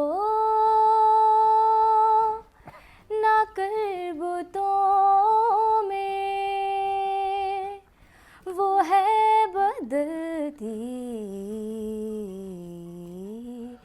हुई रुतों में, जो दिन को रात और रात को दिन बना रहा है, वही खुदा है, वही खुदा है। बहुत ये मेरी खूबसूरत। Most favourite. मुझे यू नो आपको याद होगा हम लोग छोटे होते थे, स्कूल जाया करते थे तो सुबह सुबह पीटीवी आता था और उस पे उस सिर्फ पे यही लगी लगती हुई होती थी थी। और मुझे इतना सुकून मिलता था, पूरा दिन इतना अच्छा गुजरता था स्कूल में। मैं कहती थी यार क्या एक आवाज़ भी थी, कंपोजिशन इतनी अच्छी थी, लिरिक्स इतने अच्छे थे, तो एक अजीब सा एक सुकून मिलता है इस हम से। मैं अभी भी ऐसा है, अभी भी मैं सुनती हूँ तो रात को जब मैं सो रही होती हूँ तो मैंने ऑडियोज़ का डाउनलोड किया हुआ, यू नो, तो मैं इसको डेली सुनती हूँ, ऑलमोस्ट 3-4 दफ़ा सुनती हूँ। मैं कहती हूँ यार ये कितनी मीठी है, आवाज़ की वजह से नहीं मैं सुनती, वो मुझे पसंद है। और साथ में मैं गा भी देती थी यार, मतलब वो जो टाइम थे ना, उनकी कंपोजिशन और लिरिक्स जो थे ना वो एक अलग ही लेवल के थे। अभी भी हैं लेकिन वो उनमें वो मज़ा नहीं है, वज़न नहीं है वो। बिल्कुल पहले के टाइम के जो कंपोजिशन थी, सॉन्ग्स थे, वो एक अलग लेवल पे थे और क्या आला थे। क्या बात है। बिल्कुल, क्या बात। मुझे ये बताएं कि आप दोनों को आजकल जो ट्रेंड चल रहा है हमारे पॉलिटिकल सिनेरियोज में भी, पॉलिटिकल पार्टी के गाना गाने का किसी को शौक है? क्योंकि वो भी बहुत अच्छा जो है ना, एक बहुत बड़ा स्पेक्ट्रम जो है स्पेक्ट्रम है। वो आपके पास और आ जितने जाता है, उनके फॉलोअर्स होते हैं वो सब आपको जानना शुरू कर देते और हैं। दूसरे नफरत करना भी। हाँ, haters भी लेकिन बन जान जाते वो हैं। भी जाते हैं, हाँ। पब्लिसिटी फिर भी हो जाती है। Publicity हो जाती है। यू नो मेरे डैड ने किया भी है पीपल्स पार्टी का, तो परवेज अशरफ का आपको पता होगा। हाँ हाँ जी जी जी। परवेज अशरफ नहीं, राजा परवेज। राजा परवेज अशरफ साहब ही हमारे ex prime peoples minister. Party के कौन से थे? अब एक्स मुझे प्राइम उनका- मिनिस्टर वही हैं, वही हैं। वही बात है उनका। वो हमारे you know I am basically from गुजर खान, तो वहाँ पे वो आना था उन्होंने, उनका कोई आई थिंक क्रिसमस का कोई शो था वहाँ पे, तो उन्होंने बोला कि हम ये आपका जो इवेंट है इस पे आएंगे, you know I am Christian. तो वहाँ पे वो आए तो मेरे जो चर्च वाले थे उन्होंने बोला कि हमारी ये पीपल्स पार्टी आ रही तो आपको ये गाना है। मैंने जब वहाँ पे गाया तो जावेद रशो जो अंकल है वो आए तो उन्होंने बोला हम आपको इतना इनाम देंगे, ये वो और आवाम जो थी वो बड़े भी- फायदे हैं पॉलिटिकल पार्टियों के गाने गाएं, ठीक है, फायदे ही फायदे हैं, पैसे कमाएं, ठीक है, क्योंकि आखिरी में जो है ना वो घर हमने पैसे ही लेके जाने हैं, घर चलाने हैं, ठीक है, तो वो बड़ा बेहतरीन काम होगा। फैन मूवमेंट कोई हुआ हो कभी, ठीक है, कोई फैन मिलने के लिए आ गया हो या अप्रोच किया हो किसी ने, वो बताएं इंटरेस्टिंग किस्म जब का। मैंने खुमारियान के साथ जब सॉन्ग रिलीज़ हुआ था मेरा, उसके बाद एक कॉन्सर्ट में मैंने उनके साथ एक गाना गाया था, कॉन्सर्ट उनका था, और जब मैं स्टेज से उतरी तो एवरीबडी वाज लाइक एक मैम एक सेल्फी, मैम एक सेल्फी। और मैं कह रही हूँ यार ऐसा तो कुछ, मेरी फैमिली खड़ी वो पीछे हंस रहे थे सारे मेरे पे। अम्मा वाज ऑफ कोर्स प्राउड, अम्मा अब्बा दोनों, बट दोस्त सारे मेरा मजाक उड़ा रहे कि हम तो तुम्हें मुंह नहीं लगाते हो, ये सारे देखो ये सारे लोग आके तुम्हारे साथ पिक्चर्स ले रहे हैं। तो वो एक बहुत अच्छा मोमेंट भी था और एक तरह से कह लें फनी मोमेंट। बनी हुई था। आपका मेरा हाँ हुआ है काफ़ी दफ़ा, लेकिन ये कि मैं गैदरिंग बहुत कम करती हूँ। जो मेरे क्लोज फ्रेंड्स हैं उन्हीं के साथ मैं जाती हूँ और कोशिश करती हूँ हम लोग यू नो प्राइवेट कोई भी हम लोगों की गैदरिंग होती है। लेकिन हाँ तैयब की शादी थी जो मेरे फ्रेंड ने जिसके साथ मैंने सॉन्ग किया था, बिल्कुल। तो तैयब की शादी थी और उसका वलीमा था, और मैं जब भी बैठ रही थी टेबल पे तभी कोई मैम प्लीज़ एक वीडियो बनानी है, एक पिक्चर। तो मैं पूरी शादी पे 3-4 घंटे सिर्फ मेरा यही काम था, पिक्चर बनाना। तो मैंने कहा जब हम लोग खाना खा रहे थे तो मैंने एक आए वेटर्स थी तो मुझे बोलती हैं कि पिक्चर बनानी है। तो मैंने उनको बोला, मैंने कहा मैं खाना खा लूँ बाद में। तो मेरा दोस्त कहता है यार आज शायद तूने यही काम करना है, पिक्चर्स बनवा लो, बस यही काम तूने करना है, हमसे बैठ के तूने बात भी नहीं करनी और बस यही काम करना है। तो मैंने कहा अच्छा मैं बाद में बना लूँगी। तो कहता है नहीं, फैंस का दिल नहीं तोड़ना चाहिए, जाके पिक्चर बनाओ। पर मैं एक बात बताऊँ, इंसान की जो पर्सनल लाइफ है ना काफ़ी डिस्टर्ब होती है, बिल्कुल, क्योंकि आपके जो फ्रेंड्स हैं, अब मैं स्कूल में भी जब थी तो मेरी फ्रेंड्स बोलती थी यार गाना सुनाओ, पूरा ब्रेक टाइम मेरा गाना गाते गाते चला जाता था और ना मैं लंच करती थी और ऐसे ही मैं गुजर जाती। मैं कहती थी यार मेरी जो फ्रेंड्स हैं मुझे उससे बहुत सारी बातें करनी है, क्योंकि मैं बहुत बातूनी हूँ। बोलती थी यार बातें करनी है, इतने दिन की बातें पेट में रखी हुई है। और इवन जब कोई भी क्लास हो रही थी तो मैं यूँ बोलती थी यार मेरी बात सुन, तुझे पता है वो ऐसे वो ऐसे मतलब वो कसरा वहाँ पूरी करती थी। हाँ ऐसे होता था। आखिरी सवाल आप दोनों से, लाइफ पार्टनर, शादियां जो है ना उसके बारे में क्या प्लान है? शादी आगे दोनों ने करनी होगी ऑब्वियसली, ठीक है, तो उसके लिए कैसा लाइफ पार्टनर होना चाहिए? पहले आप बताएं फिर उनसे पूछते हैं। मैं तो चाहती हूँ कोई म्यूजिशियन ही हो जो सपोर्ट भी करे आके। मैं नहीं चाहती हूँ कोई ऐसा हो जो कल को बोले यार ये क्या तुमने मिरासी बना लगाया। तो मतलब म्यूजिक से आप इतनी मानूस हो गई हैं कि इसको आप जो है आगे देखती हैं कि लाइफ पार्टनर भी जो है ना वो म्यूजिशियन भी हो। म्यूजिक होना हाँ, जिस तरह मैंने अब एक बिल्ला रखा हुआ है ना, तो अम्मी कहती है मैं उसके साथ इतनी अटैच हूँ कि अम्मी कहती है कि तुम्हारी शादी होगी तो तुम क्या करोगी? मैं कहती हूँ उससे पहले साइन करवाऊंगी कि ये मेरा बेटा है, इसको कुछ नहीं कहना। तो म्यूजिक भी ऐसा ही ये है। बाद में मुकर जाते हैं सब, ऐसा कुछ नहीं होता। तो आप बताएं। म्यूजिशियन हो या ना हो लेकिन सपोर्टिव हो म्यूज़िक में स्पेशली, और बिल्कुल भी रिस्ट्रिक्शन मत लगाए कि ये मत करो वो मत करो। मुझे गुस्सा आता है इन चीज़ों पे, क्योंकि मेरे जो मॉम डैड है वो भी काफ़ी ओपन माइंडेड है, उनको पता है कि ये अपनी मर्जी करती है। तो जब कोई मुझे बोलता है ना ये क्यों कर रही हो, सवाल जवाब, ये क्यों किया वो क्यों किया, तो मुझे उसी से मेरा दिमाग घूम जाता है। मैं कहती हूँ हाँ, यार क्योंकि हमें शायद उस चीज़ की आदत नहीं है हम लोगों को। तो मतलब ओपन माइंडेड होना चाहिए, ओपन माइंडेड।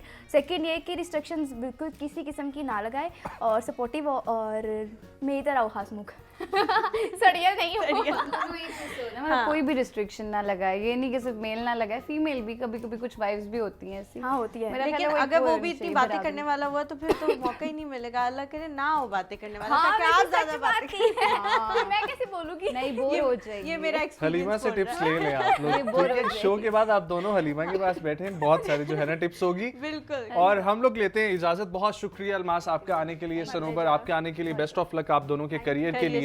और हम लोग दुआ करते हैं, उम्मीद करते हैं कि मजीद आप लोग आगे ओरिजिनल्स करेंगे, आप लोगों की परफॉर्मेंस होगी, हम आप लोगों को देखेंगे, एक नया इजाफा होगा आप दोनों का इंडस्ट्री में। Thank you so much. मुझे और हलीमा को दीजिए इजाज़त, फिर मुलाकात होगी एक नई सुबह में। लेकिन आप लोगों को ये लाजमी बताने के तमाम सोशल हैंडल पे आप लोग हमें फीडबैक दिया करें, वो बहुत ज़रूरी है। फिर मुलाकात होगी। मुझे और हलीमा को दीजिए इजाज़त। अल्लाह अल्लाह हाफ़िज़। हाफ़िज़।